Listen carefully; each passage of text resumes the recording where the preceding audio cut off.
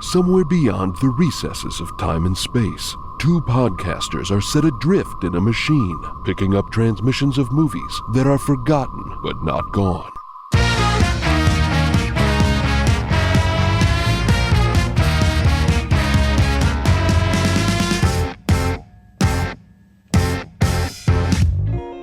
Welcome, everyone, to Movie Memory Machine, the only podcast about forgotten movies whose hosts realize they are part of the problem.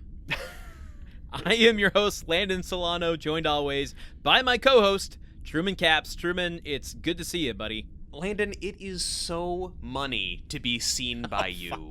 You are so money. You have these big money claws, and you don't even know you have them. Oh, come on. Truman, we're in 2016, not 1998. I mean, look, I want to go back, basically. I'm a return guy, but for that being the bro movie that everybody was into. Let's just... Oh, God. Well, you know, Swingers, the movie that has had a very long shelf life and is a very memorable movie in spite of being so deeply rooted in the 90s. Oh, my God. Truman, I think it's time we talk about the capital A algorithm. Yeah, I think honestly, we've been getting a lot of fan mail where people are saying, love the podcast, but why aren't you guys talking more about the algorithm? Everybody's talking about it, but we aren't. You know, we're not engaging in synergy. We're not building a bridge to the 21st century. We're not talking about the algorithm. And I think also we're not What is this, a commercial on Life or something like it? Yeah. Look, I think we just need to... we need to embrace AI. We can't be scared of it because it's here to stay and it's going to revolutionize our business environment. Actually, that's actually my first observation about the algorithm is I immediately miss when all the LinkedIn douchebags were talking about algorithms being the future because I hate it now that they're talking about AI being the future. Well, okay, listen, I did a little deep dive on some extra credit for this episode. Oh boy. I went and learned a little bit about algorithms. Are you now a financial day trading wizard? Want to talk about decentralized money systems with you? Oh boy, this is great. We teased this in the Operation Fortune Rose de Guerre episode, where I was trying to explain the gold standard, and it would not go into Landen's brain, and now he's going to educate me. No, Truman. Foreshadow for a little bit later in this episode. I have more money questions for you. That I need some explaining about. You're asking the wrong person, Landon. You own property. I should be asking you money questions. You're clearly making better decisions than me. Here's what I learned about the algorithm, is that it's talked about as if it's this kind of godlike entity that is ruling the internet. But yes. And I would be curious for some news organization, to do a deep dive on how that came to be. Because there's your first problem. Did we as a society just kind of fear the idea of algorithms and needed to personify it in a way that's like this otherworldly, omniscient entity that rules above us, and therefore we are creating a singular term for it?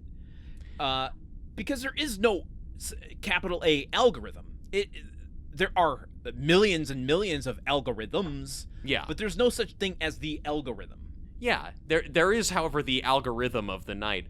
I think that what happened with this concept of the algorithm and that is controlling everything, I think it's just people, and more specifically tech journalists, have been waiting for like 50 years for science fiction to become true and for robots to exist, and anytime they see a computer behaving with a little bit of autonomy, they immediately assume that it's all powerful. So like the algorithm, you know, or algorithms in general serving us content or making decisions or performing tasks, that was what everyone latched onto, is like, this is AI, this is the singularity.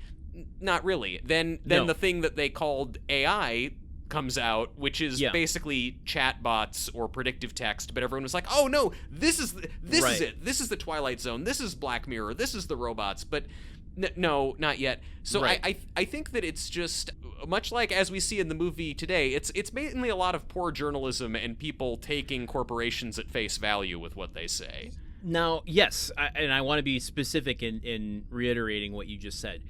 poor journalism. Yes. But as far as screenwriting goes, this is what sent me down the rabbit hole.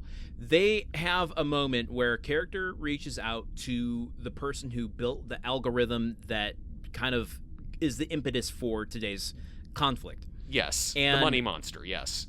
The programmer in South Korea explains the algorithm to the head of this corporation. Yes. And it's not incorrect. Oh, that's how... That surprised me. Because I was like, oh, I'm gonna read up on algorithms and like pull this out on our show and be like, this People fucking are gonna plot love hole, it. can you believe this bullshit? Like, what he says in the movie today is algorithms are made to set patterns or follow patterns. They're not made to break patterns. Mm-hmm. Which is true.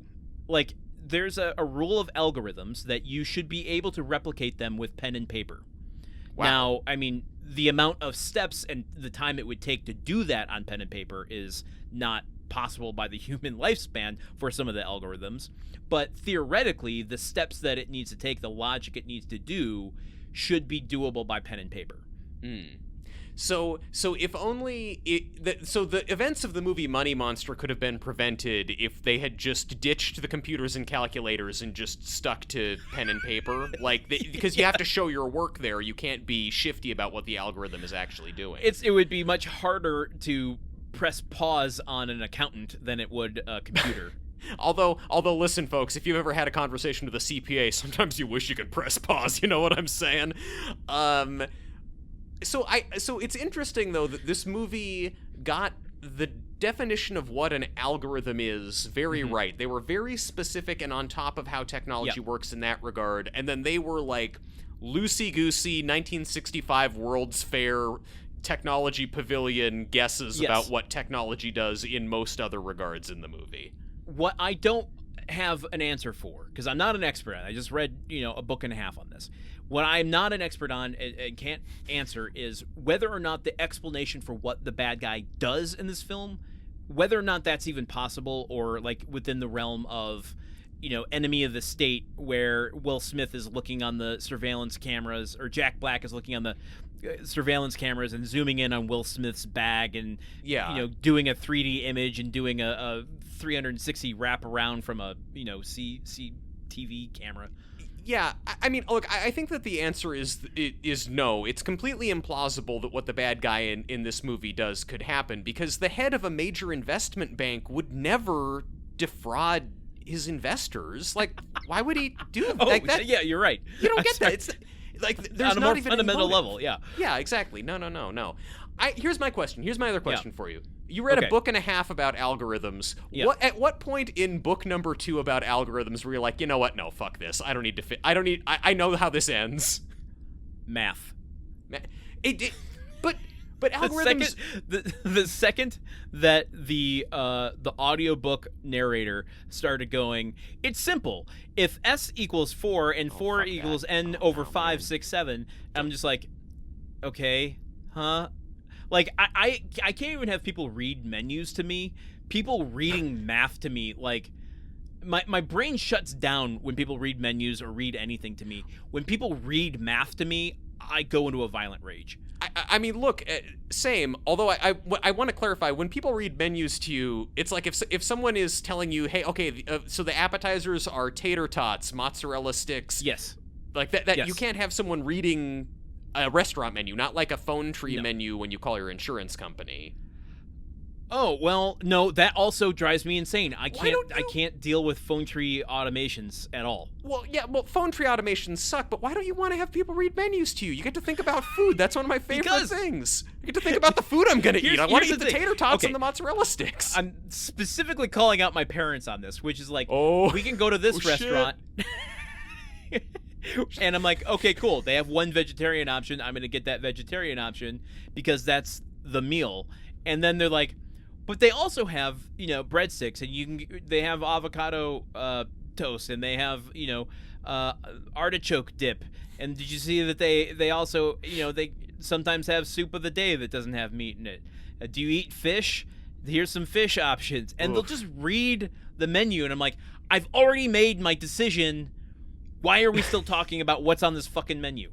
Sorry, Mom and Dad, I love you. This is Drake versus Kendrick Lamar levels of just like diss tracks going out there. Listen to Landon's parents' podcast in a week or two. They're going to completely light him up.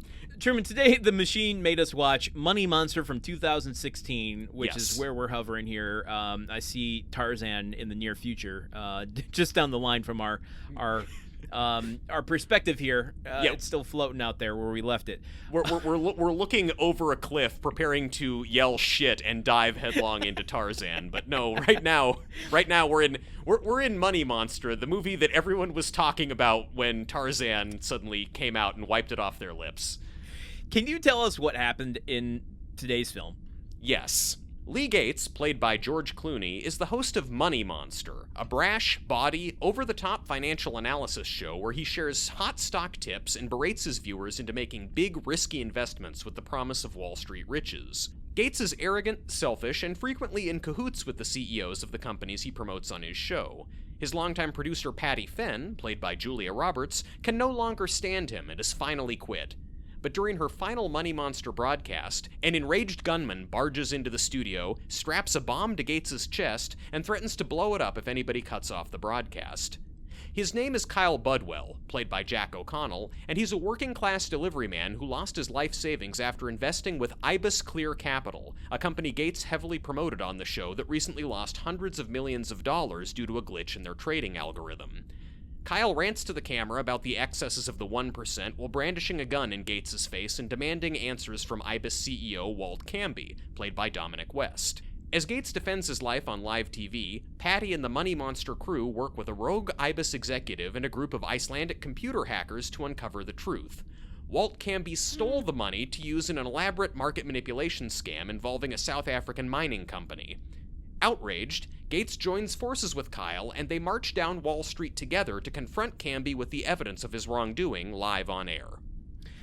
Odd that the second journalistic, in major air quotes, movie that we've covered also deals with a strike. Yes, it is interesting, although I don't... if only CEO Walt Canby had started singing I Can't Get No Satisfaction, all those South African miners on strike would have just started dancing and figured the whole thing out. I think he could have gotten out of that bomb vest and had Kyle dancing with him to, a rendition of Bob O'Reilly or something. Yeah, and you've got Julia Roberts there in the control booth looking at it going, that is one crazy dude. Yeah, what you weren't able to, let me put it this way, you didn't leave anything out, but what you weren't able to cover in your synopsis is that this film is directed by Jodie Foster. Yes, yes, that Jodie Foster, not some different Jodie Foster. Nope. And it's written by Jim Kouf, Alan DiFiore from their story, a second week in a row blacklist script, and then punched up by Jamie Linden, and we can talk about them in just a minute, but I just want to say something. I said yup when you said that this was a blacklist script, and I was sounding like I knew that, but actually my research hadn't uncovered that. So I just want to be honest. Holy shit, this was a blacklist script? I suddenly have a million more questions, and I feel deficient in the research that I did for this episode. I want to keep track of how many blacklist films we end up doing, because I have a sneaking suspicion that they're going to end up being a pretty forgotten genre. I mean, look, I fully support that mission, because also another particularly famous blacklist script was The Beaver, also directed by Jodie Foster. Oh, that is a movie that it is. I think I've seen, and I cannot tell you if I have. I can tell you some things in it, but I can't tell you if I witnessed them with my own eyes or saw them in a trailer or just know they're there. I have not seen The Beaver. I have seen the trailer for The Beaver where a depressed Mel Gibson puts a beaver puppet on his hand and then has the beaver puppet say to him in an Australian accent, "I'm here to save your life." And is Jennifer Lawrence in that? I think Jennifer Lawrence is in The Beaver.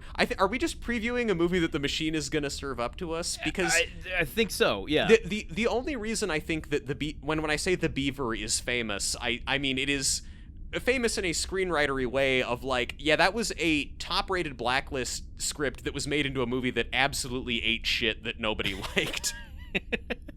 I don't even know that. I've never had anyone tell me their opinion on The Beaver. I've never had anyone tell me their opinion on Money Monster. So are these movies that people have even seen? That's the question I have.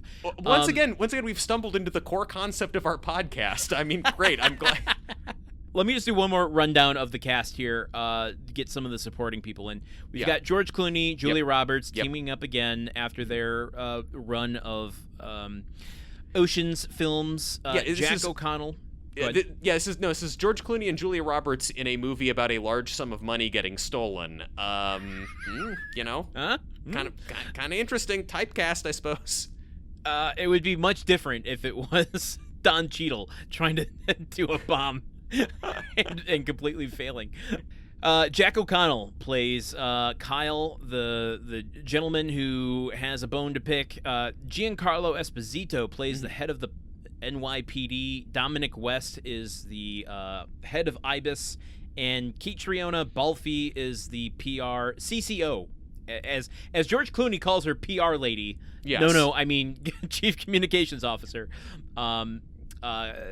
She plays that for IBIS. Yes. What I find funny is there are moments that are so washed over in this movie where they give George Clooney like cancel culture lines. Yeah.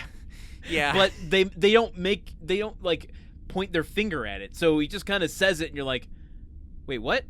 Well, now when you say cancel culture lines, do you mean that he is behaving towards his staff members in a way that suggests he's a problematic person, but then they never really go... Well, and there are actual lines like PR lady versus true. CCO. I mean, I don't know if that would get you canceled versus just being an asshole, but I don't think you can, because there's a lot of assholes still working, and honestly, even a lot of people who've been canceled are still working. I get your point though. He's kind of being a very PG-13 kind of asshole. Yeah, in an R-rated film, and that's the problem I have, but we'll get to that in due time.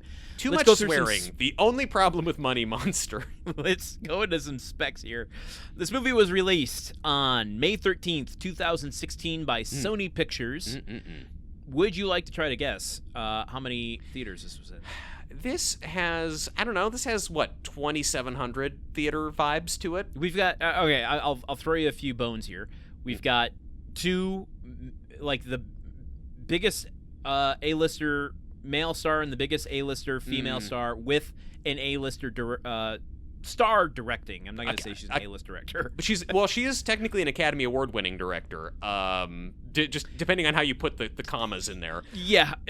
Okay, I would say, okay, you're right. Let me revise my estimate. This has got to be north of 3,000 theaters then.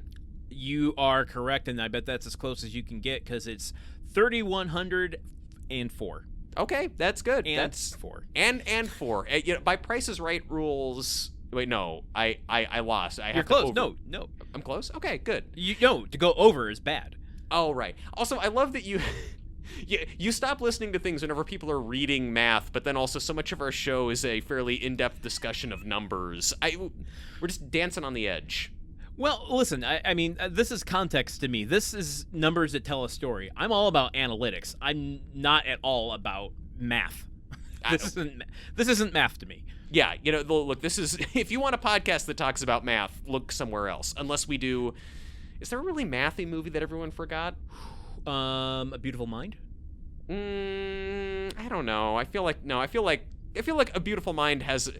I mean, it will always stick out in my memory as the movie where the guy cures his schizophrenia by deciding to no longer be schizophrenic. That's a really powerful message.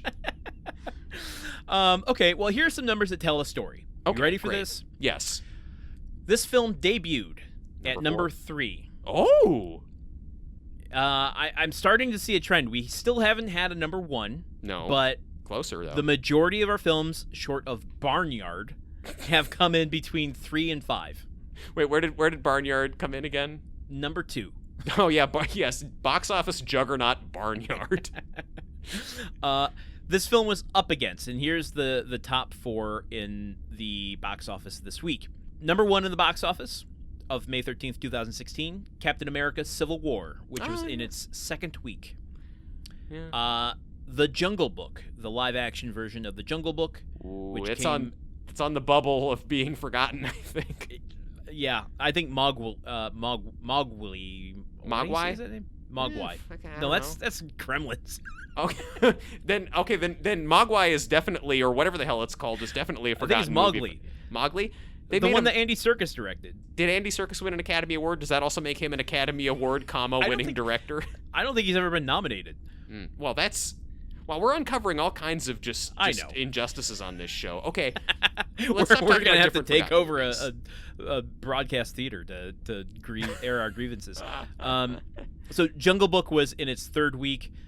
Then the two new movies of May 13th, 2016 was Money Monster, came in at number 3, and a movie called The Darkness, a horror film that has completely evaporated. I'm not sure this movie actually exists. Wow.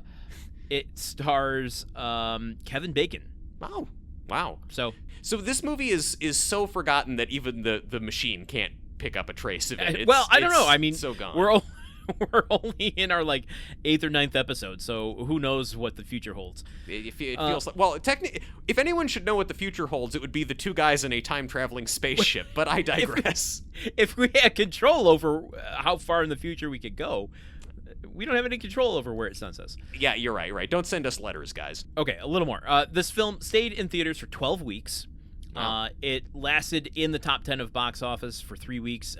So it went from number 3 in its first week to number 6 in its second week to number 8 in its third week, and then fell off. But then lasted, another 9 weeks after that. So there weren't a lot of people who were. Well, I guess there were a lot of people who weeks later were like, oh, there's a George Clooney, Julia Roberts movie in theaters. I guess we'll go see that.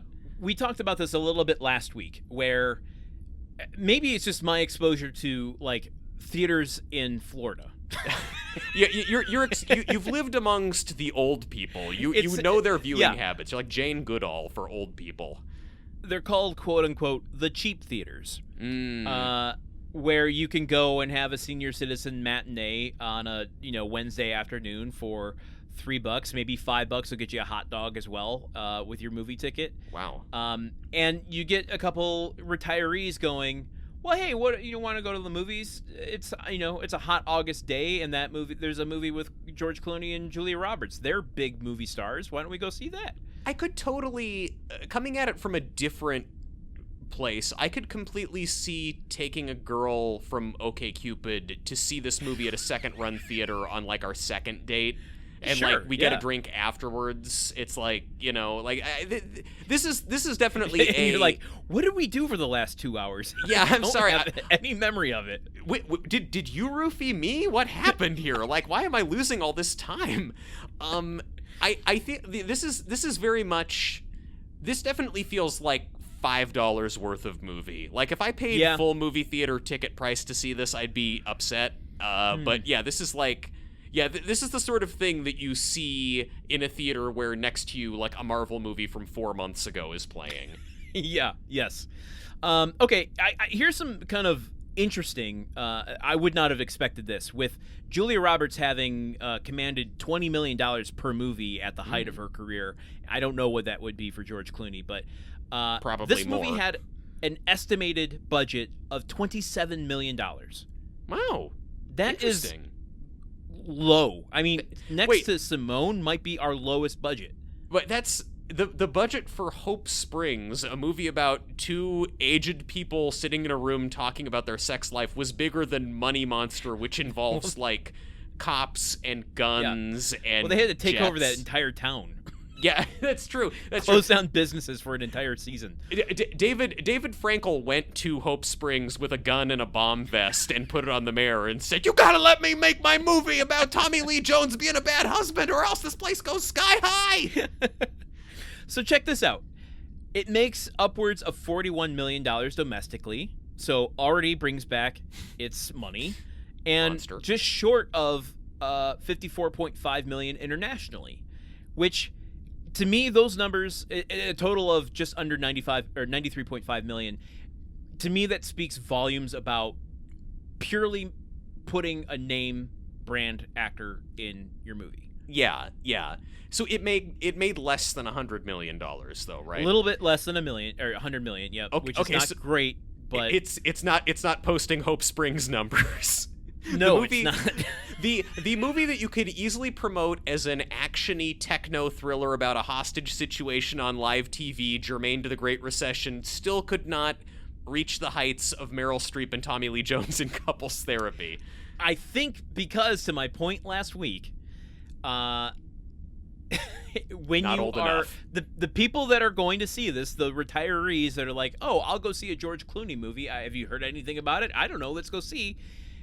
They want to be more optimistic on their way out than. So if you put this in the second run theater with, just Hope Springs and Money Monster at a second run theater in Florida, 9 times out of 10 people are going to Hope Springs.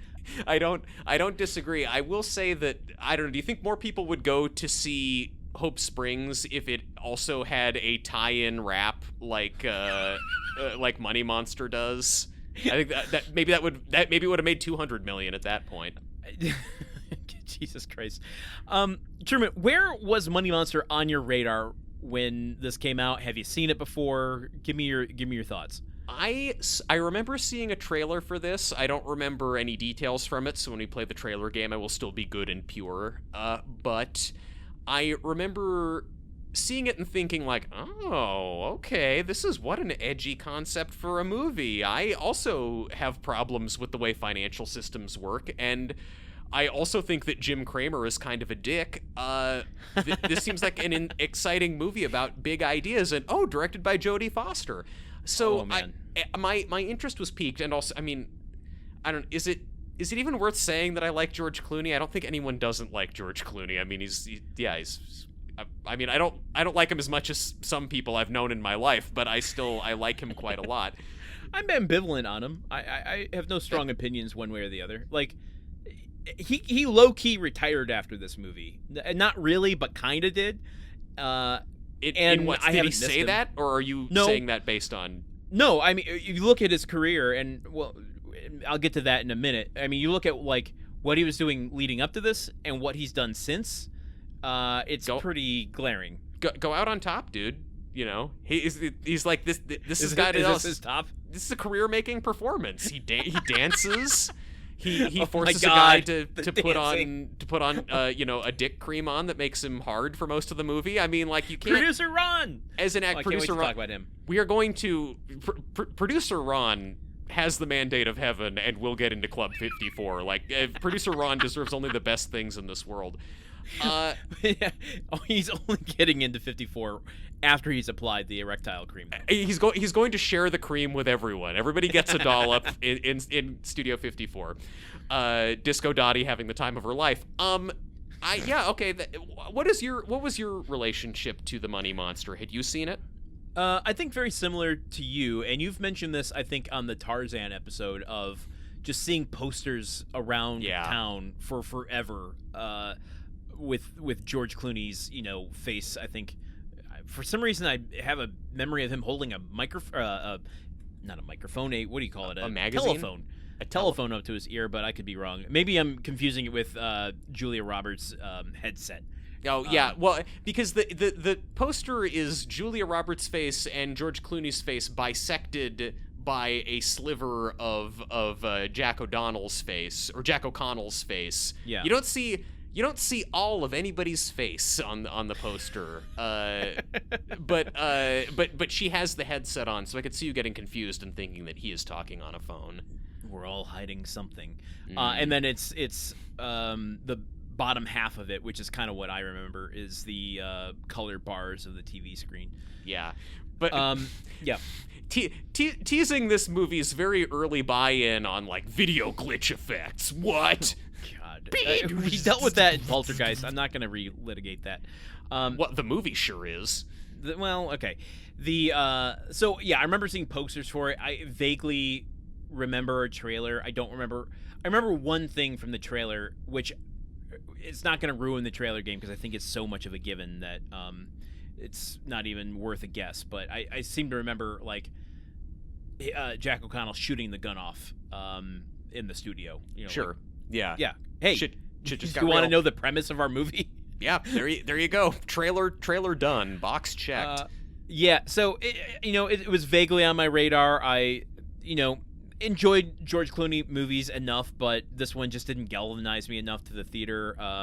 I seem to have a memory of the trailer, like it didn't portray the suspense very well, which I think maybe is I don't know, too accurate to what the movie is like. And I'm like, okay, yeah. I get what everything I need to know about the movie. Yeah, just from the trailer. Yeah. Well, and I think that's I think that is kind of one of the movie's main faults, is that like the whole gist of the movie, like what you see in the premise is basically what you get for the movie. It doesn't go much beyond its premise. And I have I think I'm going to save it for our verdicts, but I have a summation of that as to why it doesn't work for me. But exciting. Yeah. Where should we start with this movie? I want to start Jim with Cramer? Yeah, actually, I do want to start with Jim Cramer. Okay. There's a lot of different ways into this, but like this movie is, folks, if you're familiar with CNBC, you're familiar with Jim Cramer's Mad Money. It's the show where voluble ex-hedge fund manager Jim Cramer comes out and hollers and yells about which stocks are great and which ones are bad. He's got a soundboard that makes goofy noises that he hits. And George Clooney's character on this is so very clearly Jim Cramer, and it's really funny to... Well, no, actually, I watched... I hurt myself today, quote Johnny Cash. I watched an episode of Mad Money from 4 days ago, from this year, 2024, and was watching it, and it's both about as dumb and on the nose as what you see in Money Monster, a movie from 8 years ago, but also at the same time watching it, I'm like, God, George Clooney is just so much better at this than Jim Cramer, who literally invented this. It's like, this is so boring. It sucks. His heart is not in it. This is a fundamental issue I have with the approach to this George Clooney's character, which is he's playing the buffoonery, or the buffoonery mechanics are surrounding his character. It's like a clown-based video game. The buffoonery mechanics in this are amazing. We're talking about Jim Cramer. The buffoonery mechanics are surrounding the character, but it doesn't have the buffoon to buoy. Like that buoys Jim Cramer really well in a deplorable kind of way.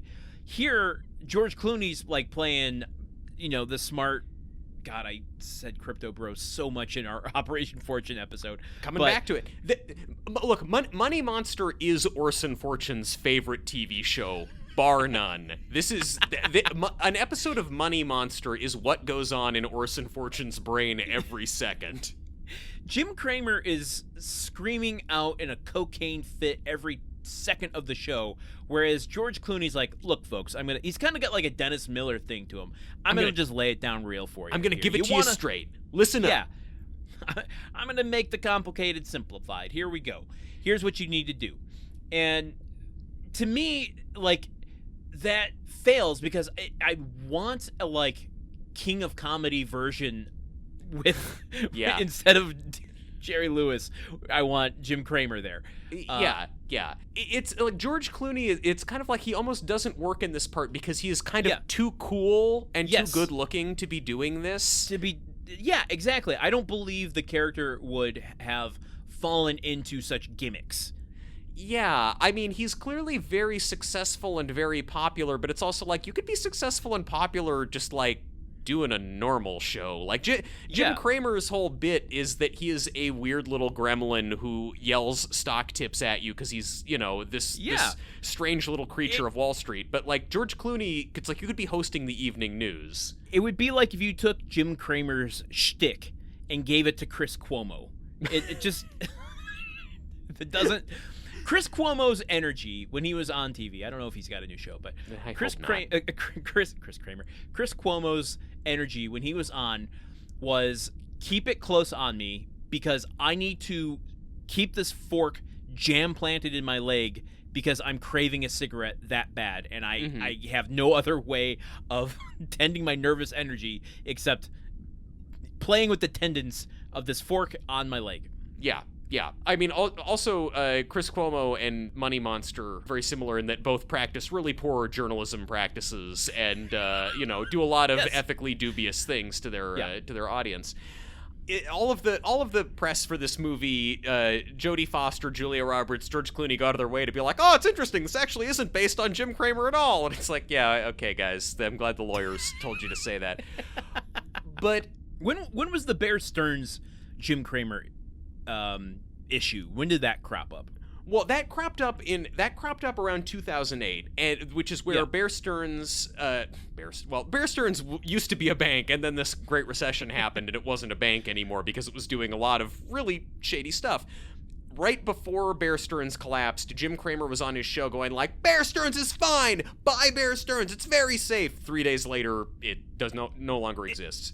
Isn't that kind of, do you think, where they probably got the idea for this? Almost. They got the idea for this, I'm pretty sure, from an interview that Jon Stewart did with Jim Cramer on The Daily Show about a year after that, in 2009. There was this period in March 2009 where Does someone hold Jon Stewart's audience hostage? Well, now, don't preview my bit. There was a period in March of 2009 where The Daily Show did a bunch of really critical stuff about CNBC's reporting, and Jim Cramer got mad at them about it and was trashing them on the show, and they were trashing them back, and then basically Jon Stewart invited Jim Cramer on his show for an interview to hash it out. This was a very, big and popular thing at the time because the media environment was... We didn't have influencers then, so we just had to be excited that two talk show hosts were mad at each other. But he has Jim Cramer on the show, and Jon Stewart really aggressively confronts him about, you are telling people that they need to buy these stocks, and then you're wrong frequently, but people lose money, but you're just on to the next big thing. Jim Cramer is trying to defend himself. He's saying, there's one moment where he says, oh, I never said anything like that. And Jon Stewart is like, play clip 212, and it plays a clip of Jim Cramer saying the exact thing he said he never has. And then we cut back to Jim Cramer just kind of tugging at his collar and trying to squirm and smile at the audience. Wait a minute, those things that are in front of me every day, they record what I do? Wait, people are watching this? This is honestly kind of how I feel whenever somebody mentions something that I said on the podcast, and I'm like, wait, you were listening to this? But that exchange is basically something that directly happens in the movie. That is directly repeated, and it's basically Money Monster is just, what if in that interview Jon Stewart had a gun? Because and this interview that happens, I mean, it's a very contentious interview. It was one of the most highly rated or most highly viewed things ever put on Comedy Central's website, and it was a really big thing. In that interview, Jon Stewart has this very righteous anger about basically the case that he makes, because he's playing clips of Jim Cramer talking on on some website interview or something that's filmed for the web separate from Mad Money. Jim Cramer talking about how when he ran a hedge fund, how he would do market manipulation stuff. He would make all these shady bets and shady trades, and yeah, you want your people to be doing that, and it's fine, and yeah, more people should do that, and kind of hand waving it away. And he basically charges Jim Cramer with I'm just going to read a direct quote from Jon Stewart. Okay. I understand you want to make finance entertaining, but it's not a fucking game. When I watch that clip, I can't tell you how angry it makes me, because what it says to me is, you all know what's going on. You can draw a straight line from those shenanigans to the stuff that was being pulled at Bear Stearns and AIG and all this derivative market stuff that is this weird Wall Street side bet. So Jon Stewart comes at him with this very righteous anger that Kyle in the movie is articulating. Almost verbatim. Yeah. In a more working class accent, of course. But the difference, though, is that the bulk of Jon Stewart's interview and the kind of thrust of it is him saying to Jim Cramer, this isn't just about you, Jim Cramer. This is about financial journalism. Why there are 3 different 24-hour financial news networks, and all of them were completely blindsided by the Great Recession. Why are you guys not doing journalism? Why are you not investigating these people? If you guys were doing your jobs right, this would have been exposed before it cratered the economy. Money Monster, not interested in asking that question. It mainly it just wants righteous anger, but not a scathing indictment of any institutions. So you mentioned something in the synopsis, and maybe this can get us into what's going on here in this movie. You mentioned that George Clooney, the TV host, is in cahoots with the investors, or not the investors, with the corporation. CEOs of the banks. Yeah. Presumably, what is the character's name? Walt Canby, played by Dominic West. Yeah, head of IBIS, whose stock tanked $800 million. Yes, in one day. So I watched this movie twice.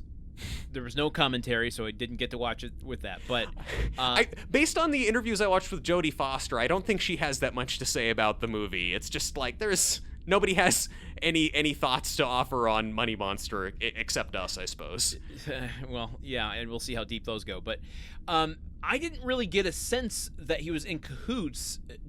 Obviously, Jack O'Connell, you got that in my head now. Sorry. Claims that they are. But it makes more sense, So I guess my question is, do you have evidence that he is in cahoots with Walt, with other organizations, or is it just an accusation hurled at him? No. Julia Roberts in the control room, can you roll clip 212, please? This is going to blow everything up. No. And I rewatched I was basing that off of some stuff from the beginning of the movie, which I rewatched before we recorded. It's not so much that George Clooney's character Lee Gates is directly in coordinating with the CEOs of these major banks, but it is, the movie starts and they, IBIS yesterday in the timeline of the movie lost $800 million. Today they're going to have Walt Canby on the show to talk to them. Walt Canby can't make it, so they send out the chief communications officer instead. And it's just that when he's talking to her, it's clear that he knows Walt Canby. They have some kind of personal relationship. He tries to call him on his private cell phone. Yes, and also there's also when he's talking with the chief communications officer, she is sent ahead talking points of this is what I would like to talk to you about on your journalism show where you're asking questions about the money my company lost. And it is implied through the conversations with Julia Roberts as producer. It's stick to these talking points. These are the things that the company wants to talk about. So he is a little bit critical when he's talking to her on the video call before before the show starts, saying oh man, how did this happen? But it's mainly he's mainly mad that Canby is on a jet and can't talk to him, and B, it's she has pre-written the questions she wants to have asked to her, so he's clearly complicit in this is not. Listen, this is Truman journalism major weighing in. That's not how journalism works. You burnt. But it kind of is. Again, you'd mentioned the movie has no interest in exploring this, but isn't that kind of where we are with modern media outlets, where it's in order to continue to get access to future speakers, you need to make nice with the people who agreed to talk to you, and therefore you're going to feed them questions. Or if you are going to confront them, it's very softball. Yes, the endless circular firing squad of the debate over access journalism. Is it good that Maggie Haberman got all of these scoops on the Trump administration, or is it bad that she cozied up so much to the Trump administration and asked them softballs in order to keep getting the scoops? Who can say? I honestly can't say. There's good arguments on both sides. I dire world we live in. I think that in the case of Money Monster, I think that when you are pitching your show as I am giving you the straight dope on which stocks to buy, it is aggressively bad that you are basically taking the company line and also not asking a lot of hard questions of the people who just lost $1 billion. Fair point. And so the movie is this movie is angry. This movie is mad as hell, and it's not. Well, okay, no, you're right. This movie's not angry. This movie's not mad as hell. I'm not going to say that. This movie is made by the producers who killed the guy on Network. Okay, well, yes, but the producers who killed the guy on Network, why are we both forgetting the name of the main character? Yeah, I don't know. The famous movie Network. But also, Faye Dunaway's character in Network does say that she wants angry shows, so she would presumably make an angrier movie than this. This movie has an attitude. Okay, I'm going to go from talking about Jim Cramer to talking about Anthony Bourdain. I'm sorry. I'm talking about a lot of different dudes. Okay, all right. But I think this encapsulates a lot of the movie's vibe. Okay. I'm a huge fan of Anthony Bourdain, great travel host, amazing, gone too soon. The first season of his show, No Reservations, debuted in 2004, 2005, Travel Channel, and it had a real kind of aggressive, not your daddy's travel show energy in that first season that feels very put on and try hard, like Anthony Bourdain doing Almost a lot of really... all reality shows do, yeah. Yeah, but I mean, you hadn't really seen like a travel show that... It's trying to break out of the mold of what a travel show could be, and they were, I think, making some sort of crass decisions because it's a lot of sweary VO from Anthony Bourdain about like cocks and balls and oh man, this, I ate this thing and it gave me Montezuma's revenge, and or like there'll be these comedy skit interludes, like he's in the Vegas episode where like, oh, it's this bit where he drinks a bunch of shots and the camera gets all fuzzy and then he wakes up and he's in a hotel room playing strip poker with a little person and a showgirl, and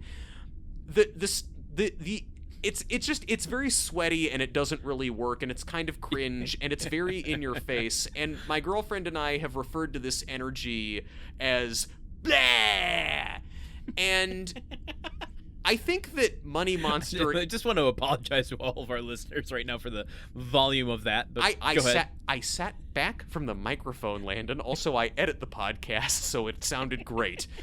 But Money Monster, I think, has that same kind of bleh energy and attitude to it. It's not angry, it's bleh. It's just like, it's not... Now you're getting close to our co-host energy, which is bleh. Because that's Bela. Yeah, yes, that's true. That's true. This...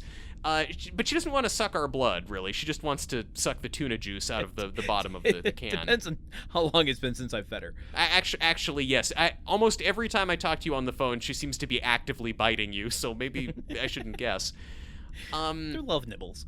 But I'm sorry, it sounded for a second like you said, I love nipples, and I'm like, how do I move on from this? So the movie isn't angry. The movie is just trying really hard to be edgy and trying to... be I don't think it is. I think, no, it is. This is a movie that in the first 5 minutes has the protagonist tell one of his employees to test out this erectile dysfunction cream that he just got, and then has, like, within the first 10 minutes, it's this guy's feet under the bathroom stall door on the phone going like, oh, it's working real good, and then like 20 minutes later, it's that guy having sex with, an executive assistant in a filing cabinet. Well, not in a filing cabinet, that would actually be hilarious, but in a storage closet or something. Like, it's trying... Just really the middle drawer after he's applied the erectile cream. I think it's working. If this folder's a rockin', don't come a knockin'. But the movie is just trying to be, both in its editing and in kind of the style of it, it's trying really hard to, like, grab your attention, be like, hey, look out, jerks, this isn't your daddy's techno thriller, we got something to say. But then they don't really have a lot to say. Is it really a techno thriller? Yes, it is. It is. Okay. I mean, I can go into that too, but I'm No. I don't know how much I agree with you here. I respect your opinion on it. I'm thinking over it. I'm not disagreeing. But to me, I feel like it's one step removed from that. It's like they know the product that they're trying to make. So it's not like it's being made from a point of anger and something to say. It's being made from like, well, someone has to do the Occupy Wall Street movie. What does the Occupy Wall Street movie from Hollywood look like? The Occupy Wall Street movie that comes out like 4 years after Occupy Wall Street. Well, that's very Hollywood. When everyone's thinking about it. I mean, I see it as like, oh, we know people are mad about this, so we're going to make a movie about people being mad about this. But the movie's not mad about it, but it's trying to make us think we're mad about it. We can agree there, and I think the result is more removed. Like, it's not being made by someone who's mad about it. Yeah. It's being made by someone who's aware that there are people mad about it. Yeah, this movie is also not being made by someone who's mad about you. Paul Reiser did not direct this movie. That was in last week's movie. Yes, exactly. I don't know. All right, we need to give more context and story points here. What's going on in this? We should, but I don't know. I've gone all over the place to describe the tone of this movie, and I feel like there's just one more comparison I would make that refers to an old friend of yours. If you're familiar with I Think You Should Leave, there is the sketch, the Corncob TV sketch, where there is a brief cutaway of Tim Robinson seething and growling through gritted teeth to the camera and just going, "This world's so fucked up." And I think that's also the kind of message that this movie wants to send, but again, it doesn't really, like... It wants us to think that it's that mad, but it actually doesn't want to talk about why Discworld's so fucked up. Maybe it's just my nihilistic point of view on the world, and that I'm a cynic at heart, and I hate this about me. I really feel like it's more packaged than that. I don't feel like anyone involved in this film actually feels that way, but they are aware of people feeling that way, and they're trying to hold a very fake mirror up to society. No, I think we agree. It's like the people who made this movie don't think Discworld's so fucked up. They're just like, they're wearing the Discworld's so fucked up Halloween costume that they bought at the Spirit Halloween store. Like, This is like when everyone's mad at a big corporation and the corporation says, "We hear you. We're mad about it too." It's no, you're not. Okay, so trying to get us back on track with this story here, he's got this interview. Ibis lost $800 million the night before. What the fuck's going on? Talking points, and they start the show. Do you want to talk a little bit about the dynamic between him and Julia Roberts? Yeah, absolutely. George Clooney's character Lee Gates is very freewheeling, kind of brash, arrogant. I think I used those terms already. Like, vulgar. He's, we first, after the cold open of, like, him on the show setting up the big disaster at Ibis, the first thing we see is, like, him sitting on the toilet chatting with Julia Roberts, his producer, through the door. So, like, he's just very freewheeling all over the place. He never works off a script. He's always ad-libbing. She's very, like, she's always trying to keep him on track. She's trying to run the whole control room and, like, get things running on time and keep things professional. And they have kind of a back and forth and a dynamic that's fun to watch, but it's also very clear that, like, even though she can handle him and she can manage him, it's taking a lot out of her, and she's kind of disgusted by the whole thing. So a lot of this, in the setup for this interview, it's a lot of, like, he's, like, talking about the boner cream or, like, trying to figure out who he's going to have dinner with that night, and she's saying, like, okay, the show that we're filming in 5 minutes, have you read the script? Do you know what you're going to say? Like, she what keeps him on track, Yeah. And which I guess, I mean, film is obviously way different than TV, and even TV is way different than live TV. So yes. I listen to a lot of, like, I hate to promote this on our show, but Conan's podcasts. Oh yeah, plural. But his podcasts are good. Why do we hate to promote the good thing? Well, because I don't know. I have a little bit of a bone to pick with celebrities who are just like, I think I'll podcast now, and because of their celebrity, suddenly people like us have no room to grow an audience. Counterpoint, though, I've listened to Conan's podcast. He's better at this shit than we are. But go on. But keep listening, folks. Please, keep listening. It'll get better, I promise. It's different vibes. I'm just saying it crowds the market out. Anyway. Next week, Conan O'Brien is going to do an episode where it's just him talking about Money Monster. They have another show called Inside Conan that's about the production of the history of the Conan shows. Yeah. And they have a lot of the writers, they have a lot of the producers and directors come on and talk about how things work and kind of demystifying the process. So that's kind of my most intimate look at how live TV and granted Conan wasn't live, but in front of a studio audience and all that stuff. 5 days a week, yeah.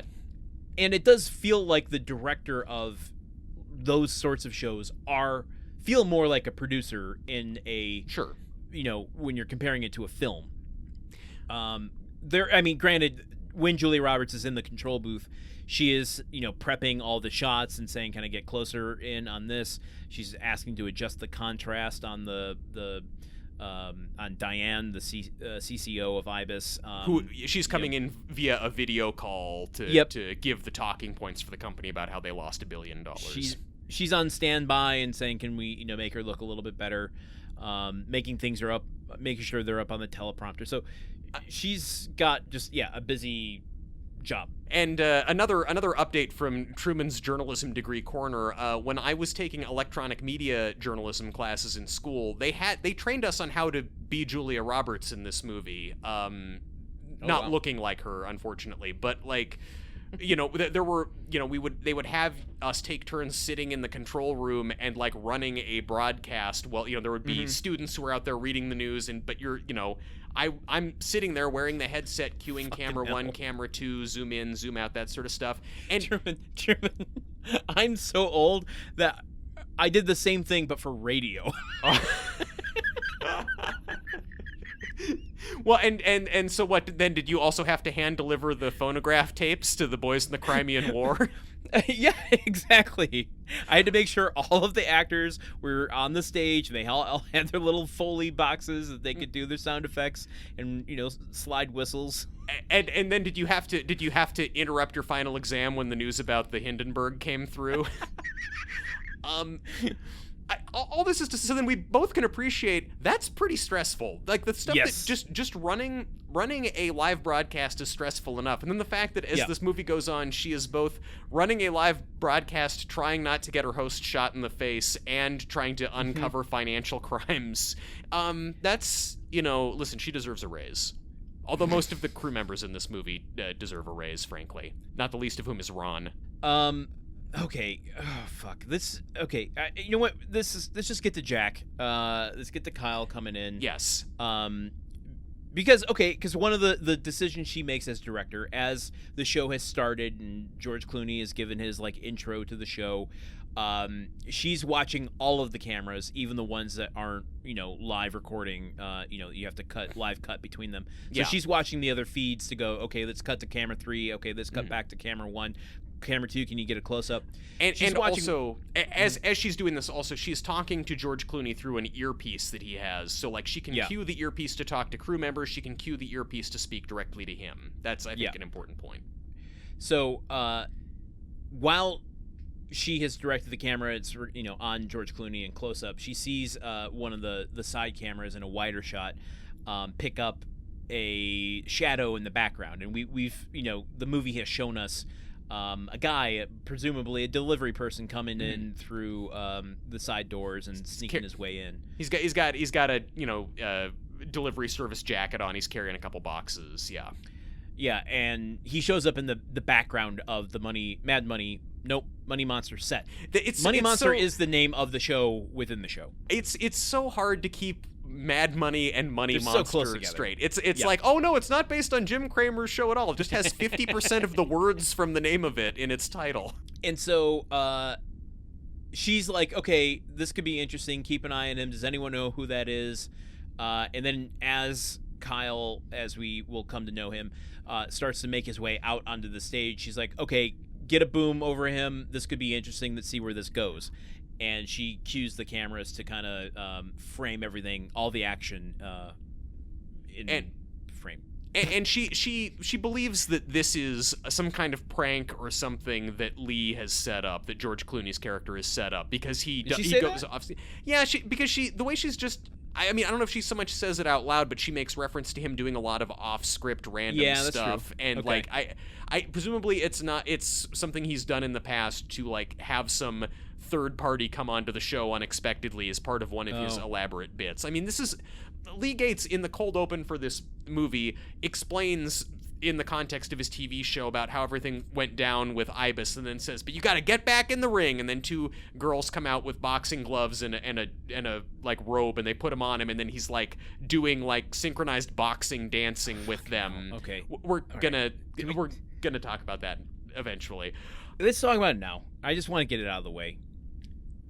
George Clooney, man of many talents. Oh boy. Oh, wow. Oh, are you going to shit on George Clooney's dancing now? Wow. George Clooney has no rhythm. Okay, even a little bit. Come on, dude. He cannot dance. There's a part of me that wonders if he saw himself dance in this film and said, I can't act anymore. I have to. I can't show my face. I have to withdraw from society to my fortress of solitude. I'm only gonna do Nescafe commercials from now on. It is it is easily the cringiest thing I've ever seen him do in his career. It's I don't know if I'd go that. Maybe it's just hard to be cringy when you look that good. I mean, I definitely. He doesn't. That's the juxtaposition. That makes George Clooney look bad. If Jim Cramer was out there dancing like that, it would be like, this all makes sense. If they had cast a gremlin, Steve Buscemi. Wait, was, which like a Mogwai, like a Mogwai gremlin. That would also be just Spike. I would doing that. Money Monster. I would take stock tips from the Gremlins. Honestly, they probably know what's going on. They took over that whole TV station. They're in big business. They can't be worse than Jim Cramer. Yeah. Where was I going with that? Steve Buscemi would do better at this. Yeah, if he was, I don't know, just someone who is Paul Giamatti. Insane.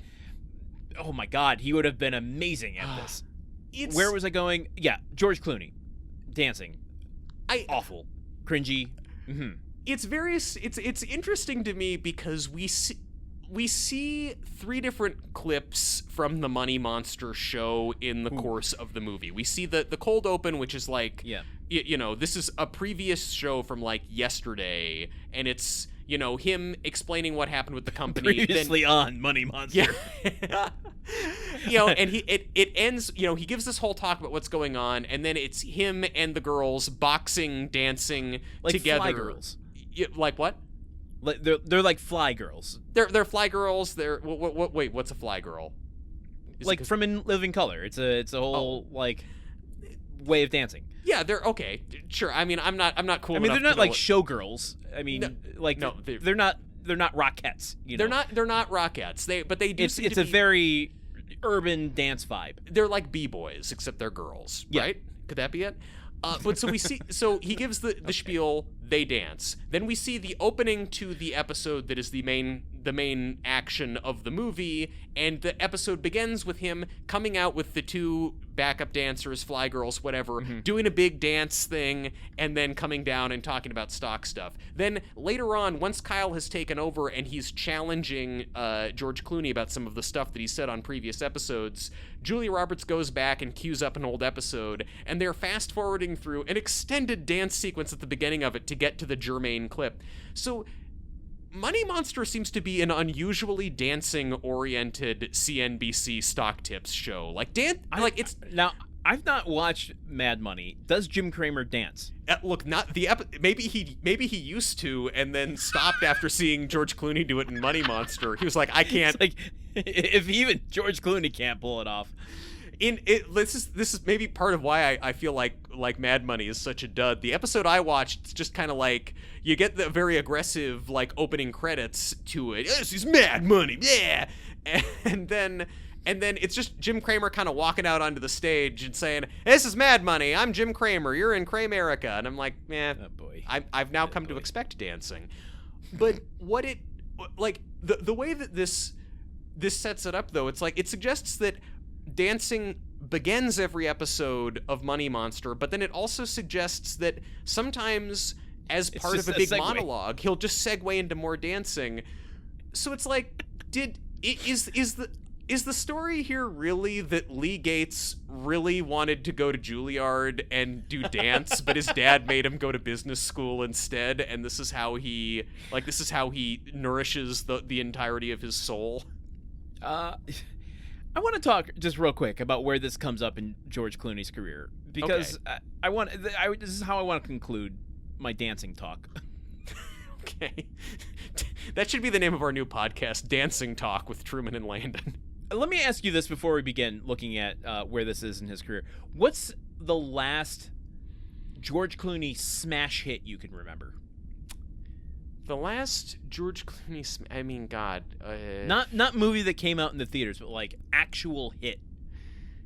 I mean, Ocean's 11, I suppose. I know that Oh Brother Where Art Thou was huge, and it was roughly the same time. I think that's 2000. There was Oh Brother, and then 2001. There was one with, what was it, him and Ryan Gosling, and it was about politics or something, and the billboard was him holding up a Time magazine folded over. You're just trying to think of George Clooney movies. Yeah. That was Sure. not a smash hit. That was not a and I'm certain that the machine is going to throw that at us sometime. It's called The Ides of March. It was, and it was directed by George Clooney. Okay, it was a smash hit on a lot of billboards along La Brea Avenue at a time and place when I was driving on that street a lot. Okay, so yeah, I guess the last big George Clooney hit that I can remember is from 20 years ago. Yeah, which it plays into my. I have a comment about the idea of stars. By the end of this episode, I want to get to, but I just find it interesting that he's one of the biggest movie stars, and you can't really recall a huge hit of his. Well, I mean, I can just from the past. I mean, look, I can also remember early in the pandemic watching the Golden Girls episode where he's a supporting character at the age of 23 and being like, Yes. I didn't know it was legal to look that good. I didn't know it was physically possible. Well, okay, he's a 2-time Oscar winner, one for acting, for supporting actor in Syriana, and then he was a producer for Ben Affleck's film Argo, which won Best Picture. Yeah, Argo. So the best film. As you said, he got his start in TV with big episodes on Roseanne, and believe it or not, wait, do you want to guess as to whether or not he was on ER? You know what? No, I'm pretty sure the answer is no. There's no way George Clooney could have been on that show. This is going to surprise you. He was on ER, What? and he was on E/R. Oh wow, he got both. Both sides of the coin, the duality of man. So he also got his start in horror films, which I always have to mention. Grizzly 2: The Revenge, which I haven't seen because it's a bear horror movie. Return to Horror High. Return of the Killer Tomatoes. The duality of man. He's in a horror movie that you like, but a horror movie about bears, which you hate. It's always dancing on the razor's edge. Poorly. Yeah, so Return to Horror High, Return to Killer Tomatoes. Then he moves over to TV, does get some highlights there, and then he has his breakthrough movie role as a leading actor in From Dusk Till Dawn in 1996, which, in my mind, is much later in his career than I thought it would be. I thought it was like early 90s he got started. Yeah.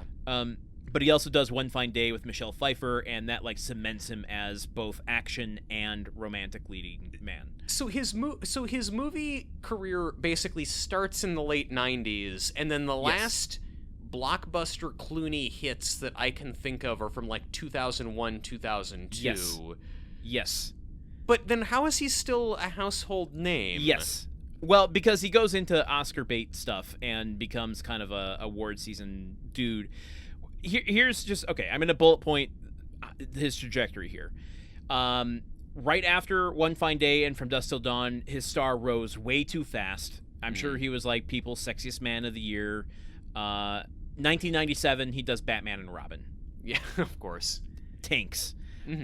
So then he pivots, and I think he focuses mainly on mid-level romantic, dramatic thrillers, because he does The Peacemaker, and he does Out of Sight with Steven Soderbergh. Ah, yes.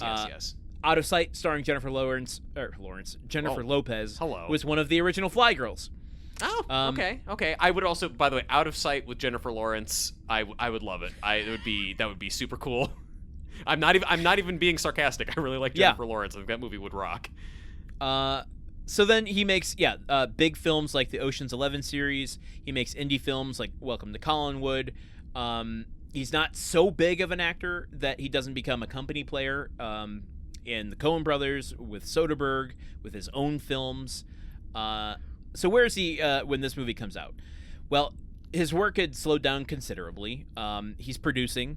As I said, he did Argo. He also did August Osage County, the Sandra Bullock movie Our Brand is Crisis. Oh, man, do you think maybe we forgot that one too?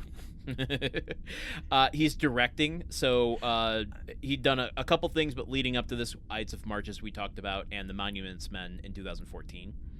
Okay, I should be clear. I'm sorry to interrupt you. I just need to say this out loud now that I'm looking at his filmography and stuff is coming to mind. Gravity was a huge hit. Gravity was a very, very big hit. That wasn't a George Clooney movie. Yeah, he's 50% of the people in that movie. Yeah, but no, he. Okay, well, Yeah, it's a Sandra Bullock movie. Let's not take that away from her. But Yeah, but it's Sandra Bullock, and the only other person she's playing off of is George Clooney. I know he's not in a lot of the movie. He's like in Spoiler 10 alert, minutes I of the guess. movie. Yeah, but it's a huge hit, and George Clooney's name is on the poster. I mean, look, No, it's not actually. I don't think. Look, I'll give you, like, he's in movies like, he's in stuff like The Descendants, which won Academy Awards and was well regarded. Sure, that's not a smash hit. Gravity was a huge hit that made a lot of money, that was, I think, anchored by him, and yes, a charismatic, leading lady. I disagree. As far as marketing goes, The Descendants was actually a big hit for the market that it was put into and was hinged on his name, whereas Gravity was hinged on Sandra Bullock and a huge hit. Yeah. Different markets, too.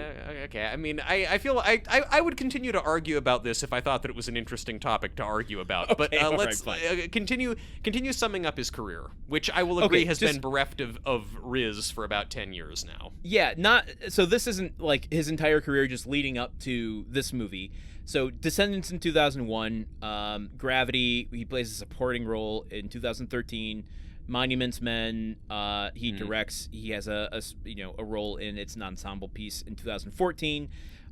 He also plays supporting in the Disney movie Tomorrowland, and then the same year as this movie, another ensemble piece, Hail Caesar. Yeah.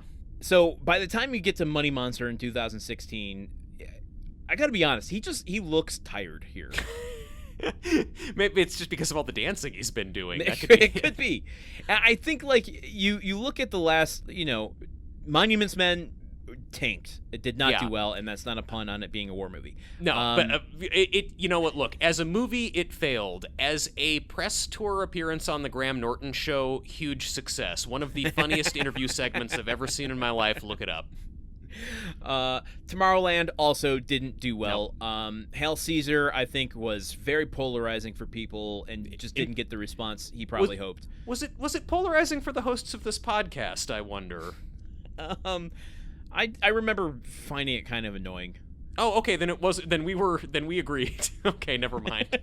I feel like I'm on here I didn't all the hate time. it. I was just like, meh. I feel like I'm always on here just talking shit about movies. I think I've never said a positive thing about a movie on here. I promise I like things. So yeah, I think he's just had like almost 5 straight years of like not having a major leading role in a big smash hit outside of The Descendants, which was, a smaller market. And I think just the weight of being a major star without a huge hit has to weigh on you. And here it's just like, I don't feel like he's really invested. I think he's doing like, I know the look I have to give the camera here. Yeah, this feels a lot like good actors doing serviceable work in a movie where they kind of know what the score is, which I would compare to Hope Springs, where it was a serviceable script and great actors doing great performances. Yes, that's a great way to sum that up. Yes, I feel bad for George Clooney that he hasn't.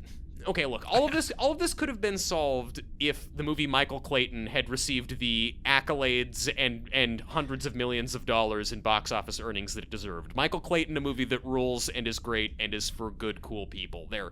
See, I do like but movies. Also had a slow rollout, so that was not one that was like marketed majorly right out the gate. That was a slow awards build. In my perfect world, they would have marketed Michael Clayton like a Marvel movie. It's just.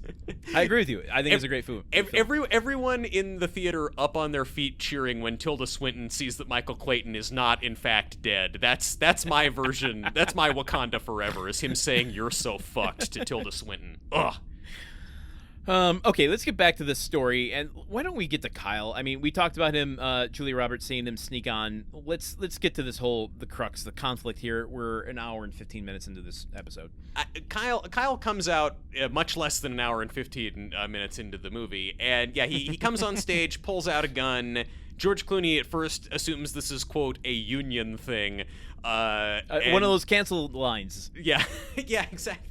Well, listen, I think people should be canceled for speaking ill of unions. Thank you very much. But then Kyle starts shooting his gun in the air, and oh no, this is not a union thing. It's very real. They cut the broadcast Kyle immediately puts the gun to Clooney's head and says, "You've got to, no, keep the broadcast running." He pulls out his smartphone. "I got my smartphone here. I can tell if you guys cut it off. If you guys cut off the broadcast again, I'm gonna kill him, and I'm gonna blow up this bomb." He's got a bomb vest in one of his boxes, which he puts on George Clooney. So Julia Roberts resumes the broadcast. Kyle goes around, he locks all the doors. He's got a dead man's switch trigger where he has to keep the thumb pressed down on the detonator at all times, and if it releases, then the bomb vest on George Clooney blows up. So and if someone shoots him, his hand would release and they'd blow everybody up. Exactly. So it's like, you gotta film me, you gotta let me say what I want to say. He lost $60,000 because George Clooney said on a previous episode that putting your money in IBIS is safer than putting it in your savings account. And it lost all this money, and he goes on this rant about the 1%, the rich people, are stealing from you. They are ripping us all off. It's all rigged. Yeah, it's all rigged. It's somewhere between Bernie Sanders and Alex Jones. He's saying a lot of stuff that is objectively true that I agree with. Yeah. Like, the rich are stealing from the poor. They are in cahoots with the government so that all of this is legal. They're not paying their fair share in taxes. I do love the word cahoots. It's a lot of fun. Cahoots. You're in cahoots with the cahoots people. Yes, I'm taking bribes from big cahoots. Folks, putting your money in cahoots is safer than putting it in your savings account.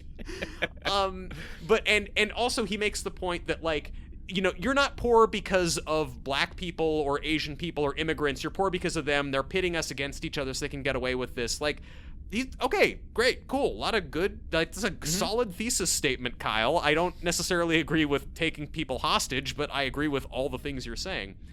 And so he yells about all this, and basically, I'm gonna blow up this station unless I can get answers from Walt Canby, the CEO of IBIS, about why all this happened. And in fact, he has a second bomb vest that he brought with him because he was expecting Walt Canby to be there in person on this episode.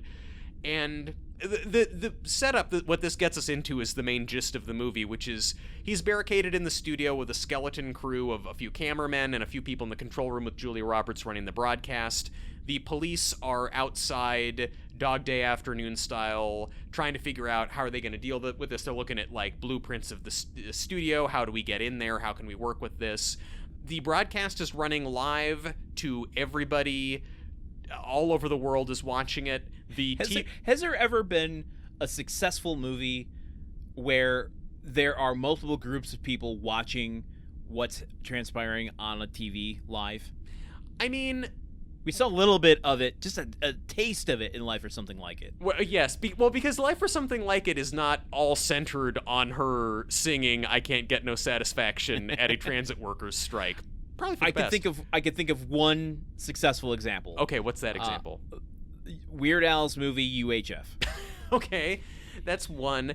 I mean, I'm sorry to keep talking about Network, but does Network count as another? It is, like, lots of different, like, everyone is watching him telling them to go to their window and yell out the window, and that's okay. And it's been a long time since I've seen Network. I don't get the impression that it's like, here's the Uptown coffee shop, and here's the, Wall Street Bro tavern. I mean, not as much. Okay, yes, that is a big thing. There is kind of, like, there are multiple different locations we cut back to. Yes, no, which I've seen. For some reason, I keep thinking of just Armageddon, where they're cutting to different countries where stereotypes of the people in each of those countries are watching the news updates about the Armageddoning. And then when they blow up the asteroid, you get the different planets all cheering at the end. And the Ewoks, the Jawas are singing their songs. Yeah, Ewoks are going yup nub and dancing around. Peter Cushing. Star Wars fans are going to be writing in so hard. Oh, yeah, yes. Star Wars fans are always going to find something to be They mad about. weren't Jawas, they were Ewoks. Yeah. Also, we have the key to not getting the Star Wars fans mad at us. We're both white guys making mistakes about Star Wars. We got just invincible. They don't care. Represent. I don't love it though. I don't love, but there we get here's the Uptown Wall Street bar where they're watching it, and here's the, like, auto repair tire shop where people are all sitting around watching it. Here's the, like, middle class bar with a foosball table where they stop playing foosball so they can watch it. Oh man, that moment, Jesus Christ. Okay, how this film ends with a foosball table is just, like, head smacking. It's just this person who paused their foosball game like 3 hours ago is like, well, okay, That hostage situation on live TV is over. So Steve, I think it was 4-2, right? You were ahead. Okay, all right, and go. Oh my God. I didn't even put that together. It is reality of that. It is amazing, like, that no one in these... It's the same people in these bars continuously watching the coverage, and I don't know that I've ever seen anything on TV in a bar so fascinating that I have decided to rearrange my schedule for the day to sit in the bar and continue watching it. Okay, listen, I don't mean to be glib about this, but on 9/11... Oh boy. Finally, Landen is the one making 9/11 references. This is listen, growth. this is my true story on this, and it's not anything... Okay, just, it is what it is. Before we knew the real danger and what was happening, I heard, something on the radio. I talked to my mom. She's like, something's happened, and I'm like, okay, that's odd. Am I not going to go to school? I went to college, and at college, no one was there, and they had it playing on the TVs, and I thought, well, this doesn't seem like the place to be watching this. And I got back in my car and I went home. Yeah. And then I watched it at home. Yeah, exactly. Like, that's... I'm trying to get it to your point. No. That's usually been my experience. Like, if something is interesting, I will, like, rush home to watch it. I mean, the biggest one I can think of is when we found out that Trump had COVID. But the thing is, we were all on lockdown, so we were all at home anyway. I do remember sitting in front of my TV for an hour while Marine One waited in front of the White House to see if they were going to bring him out on a stretcher, and I could not look away from the TV then. So maybe I would have sat in a bar for that. But I just... The fact that everyone in the world seems to have stopped everything that they're doing and just, like, kept buying more beers as they watch what, honestly... Yeah. It, at a lot of points, is kind of a dull hostage situation. It's interesting, their commitment to this. Yeah, it's odd. Because here's the biggest problem I have with this film. Yeah. And why it doesn't work is that it's using the suspense of live TV to be its hook. Mm-hmm. Yet and this is an R-rated movie. Yet it plays it so safe. And this is why I disagree with it being an angry film or anything like that, which I know that wasn't your point, but there's no moment where I'm like, anyone in this movie is in danger. Yeah. It telegraphs, Kyle is going to get killed by the end of it. I mean, it's no surprise. Tragic hero. At all. And at no point do I actually think George Clooney's going to get blown up by a vest. I don't think he's going to get shot. I don't even think he's going to get clipped. Yeah. If you're using the basis of live TV, you have to show me something shocking right out the gate to make me go, I'm untethered. I don't know what I could see. Make me feel like I'm watching live television. Yes. And it doesn't do that it doesn't even attempt to do that. Yeah. And I think also what diffuses a lot of the tension is that Kyle, comes in, he takes over the show, he's the man with the plan, he's got a bomb, he's got a gun, he's got a message, and pretty quickly, he gets into there's a lot of kind of him debating with Lee Gates about, you made these predictions and everything, you said these things, I didn't say those things. Julia Roberts helpfully runs the incriminating tape on the screen that shows, in fact, that no, he did say those things. They have this whole debate about that, but then kind of as the B plot of the movie gets revved up, it seems like Kyle just sort of quits being an active participant in everything. Like, there's long periods of time where he's just kind of sitting there slumped down and dejected after the police patch in his girlfriend to try and talk him down, and instead she berates him. But, like, he's just... That one makes sense. That makes sense, but he, like... The driver of all the tension is there's a man with a gun and a bomb and a plan, and a lot of the movie is, okay, well, we need 20 minutes of computer hacking stuff and Julia Roberts figuring stuff out, so in the meantime, Kyle is just kind of sitting there and just, like, hanging his head, and so it no longer feels like he's in control of the game, and also... this whole idea of I'm watching the feed on my phone. If you guys cut off the network feed at any time, I'll know and I'll go nuts. He doesn't really seem to even have his phone or look at his phone or be paying attention to it. Like, there's not a really clear reason for them to continue broadcast. Like, they could have cut off the broadcast pretty quick and Kyle would not have known, but it just... Yeah. And I'm willing to give that suspension of disbelief to the film. However, there's another in him taking a back seat, what it tries to put to the forefront is something that I think doesn't work, and it hinges too much on it, which is we need to see the shift from George Clooney shirking responsibility to becoming an ally. Yeah. And they do that by having, this investigation that Julia Roberts is doing and speaking into his ear saying, hold on, I think we finally got Walt. And, as like I think the biggest pivot point, which is unbelievable, disbelievable, unbelievable, unbelievable. I don't believe it. Okay. Okay. Fair. I mean, it's not astonishing. It's not believable to me. Is when he finally gets Diane, the CCO, back on the tube, and during a moment where he's gonna blow his brains out, and Diane starts reading off her memo. Yeah, and talking points. George is like, I'm sick of fucking this. We all got your memo, Diane. Start answering some real questions. I'm like, when the fuck do you care about real questions? Like, suddenly in this moment, you are supposed to be becoming an ally because you need to buy 10 minutes for Julia Roberts to get an answer. Mm-hmm. And it's supposed to carry us through the rest of the film, and it doesn't for me.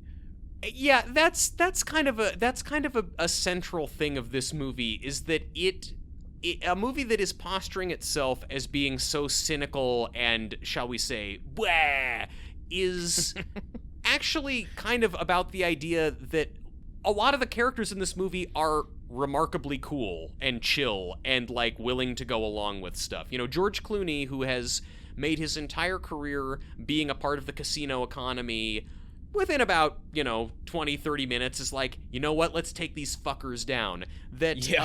Diane Lester, the chief communications officer for IBIS, who is, she's written the talking points, she's the one who's there trying to, like, cover for the company. The second she gets a whiff of the fact that there might be some financial impropriety going on at IBIS, she immediately, like, starts ruthlessly and relentlessly investigating it. She torches her own career to get to the bottom of what's actually going on, even though, as we find out, she is having an affair with Walt Canby. Even though this man is her lover, she at no point, like, A, she never had any inkling of the fact that he was doing crimes, and B, she, like, this woman has risen to the C-suite of a major investment bank, and when she hears that her boss has stolen $1 billion, her reaction is like, we must rectify this injustice. And it isn't like, cool, hell yeah, I can't believe we got away with that. Like, I uncovered your thing, let me in on it. Yeah, I uncovered your thing. I love you even more than I did before. This movie suggests, like, it wants to come in with this revolutionary fervor, but what it really suggests is that the problem here is not that the culture of Wall Street is fundamentally rotten and corrupt. It's that this one dude at this one company was doing a crime, and we gotta bust this one guy. And the system that produced this guy is ultimately good and self-correcting, as evidenced by the fact that his own subordinate knifes him and turns him in. Here's where I want to pivot this conversation. Okay. Is talking about Walt Canby and, as I wrote in all capital letters, the glitch. The glitch. Glitch. Do you want a supercut of, like, 3 different real-life news anchors saying glitch? By the way, I'm sorry, before we get into your thing, can I just quickly say, Wolf Blitzer, please stop being in movies. I'm I can't. Can we get anyone else? You've just done. You've had too many. It's not going to top Mission Impossible anyway. So, like, you hit your pinnacle. I mean, look, is he in the first Mission Impossible? No, I think he's in Fallout. I want to say. I haven't seen a Mission Impossible. He's in a mask gag. He's in what? He's in a mask gag. Like, Ethan is pretending to be Wolf Blitzer. Blitzer, Jesus Christ. Okay. Now look, I take it back. Wolf Blitzer only be in movies if it's on that level. But how much is this dude supplementing his CNN anchor income with just every movie that needs to establish some slight degree of real world credibility, like Wolf Blitzer going like, oh no, Mega Godzilla is approaching Atlanta. He's like the comedy, like he's the dramatic equivalent of Jay Leno doing it for comedies. He is the 21st century equivalent of the bit in old movies where a spinning newspaper would come flying at the camera with a headline about what was going on. Okay, the glitch. The glitch. The glitch. So, Ibis loses $800 million in one night because of a glitch, and the glitch is being posed, on this memo from the CCO, from the company, as like, we don't know what happened. There was a glitch in the algorithm, and suddenly everything went down. Yep. You can see why Kyle would be like, what the fuck is a glitch? Like, you don't even know what you're talking about. You're selling us this bullshit, and it's not even a real explanation of things. Yeah. What is a glitch? How does that happen in an algorithm? Yeah. And what are you going to do about it? Like, a lot of people got completely wiped out by that, and we're supposed to just think it's okay. By a glitch. Now, I have questions about money. Okay. Can I borrow some? After Operation Fortune, I'm a little nervous to bring it up. Look, honestly, what happens in this movie is kind of what... Well, no. I mean, I don't know. It feels like a little bit of what the plan from the bad guys in Operation Fortune is. Then I have a new question, which is, where does that money go? Well, okay. $800 million. I mean, I understand. Okay, so here, let's do this. Walt Canby, CEO of Ibis. Played by Dominic West from The Wire. There was no glitch. He pressed pause on the algorithm. Yes. And the stock tanked. He bought low and then sold high. Now, that's what the end of the movie tells us. Yes. But I think there's a loophole in here, like a plot hole, you might want to call it. Yeah, maybe. Where if the night before is when they lost the money, at what point... And they make a big point in the middle of the film when George Clooney's pleading for his life that the stock is still at, 8 points. At what point would it have gone back up for him to sell? So the plan, I feel, why am I always explaining ridiculous financial crimes in half-baked techno thrillers on this show? Yeah, and I have even further deeper questions. So Ibis Clear Capital, Walt Canby's firm, has $800 million. He pushes a button, makes it look like a computer glitch, has made the money disappear. He takes the money, which has now gone out of Ibis's accounts, and uses it to buy a large amount of stock in a South African mining conglomerate that currently has very low stock price because of an ongoing strike. His plan is that he's then going to pay off the labor leaders to end the strike, and then the firm will become profitable again because they're mining like valuable minerals, and then he will have all this stock in the South African company. He can, like, off of the profits from those stocks, he can replace the money at Ibis, and no one will know that this has happened. That's kind of smart. Yeah, Landon, go do some financial crimes. Careful, that you might get a fake bomb strapped to you. Oops, spoiler alert. But then this all goes haywire because the union leaders in South Africa will not submit to bribery. Hell yeah, solidarity forever. Working people unite and seize the means of production. So it basically he gets sort of caught with his pants down because he was trying to do some financial chicanery and he can't close the deal. Hence the George Clooney saying, "You're not a stranger to this, but this is the first time it didn't work out for you." Yeah, exactly. At the end of the film. Okay. Do we all feel? Is it worse? Listeners, write in. Is it worse to have math read to you or have the details of financial crimes in a movie explained to you? Kyle is constantly saying in his diatribes, you just eat in what they tell you. And I was getting frustrated with this because I'm like, the movie is telling me something and I'm just eating it in without really understanding what's happening. So I was a little annoyed by that. Yeah. I mean, you're annoyed by what? Just the movie presents this to you and you're just supposed to buy it as the truth? I didn't understand what was happening. They're just like, yeah, he pressed pause on an algorithm and then took $800 million and now he's doing a thing in a strike and now he lost the money. Oops! Folks, put a bomb on his chest. Folks, the way that we know that Kyle is a paragon of the working man is because his accent is from Queens. He is from Queens harder than anyone, including Kevin James, the king of that borough. Yeah, I mean, it's weird watching the movie and the scenes where they were explaining about the crime. It was sort of stressful for me because I was trying to figure out how close of attention do I need to pay to this? Like, how dumb is this going to be? How meaningful is it? And now you know, moving forward, you have to pay very close attention because you will have to explain it to me every time. Great, this is awesome. Every time there's a movie about money, I am on call. I who can do math bad and English as well. Here's my other money question. Okay. That I guess maybe isn't really about this movie, so we don't have to answer it, but I'm just going to pose it because I want an answer at some point in life. Yeah. I understand the pyramid is an Illuminati symbol. That's why it's on there. Oh, okay. All right. Forget it. Let's keep going. No, I didn't mean to joke down your question. No. My question is, I understand what Walt Canby does here. You explained it very wonderfully to me. Thank you. It's complicated, but let me make it simple for you folks. That's what Truman just did. Yeah, exactly. I'm dancing now. I've hit the button. There's old black and white public domain footage playing. How did you transport fly girls up here in the machine? I used an algorithm. So Walt Canby, does his personal fingerprint, their human fingerprints, human error all over this to make this, point in his direction. I get he steals the $800 million from it, but in real life, if a stock tanked $800 million, where does that money go?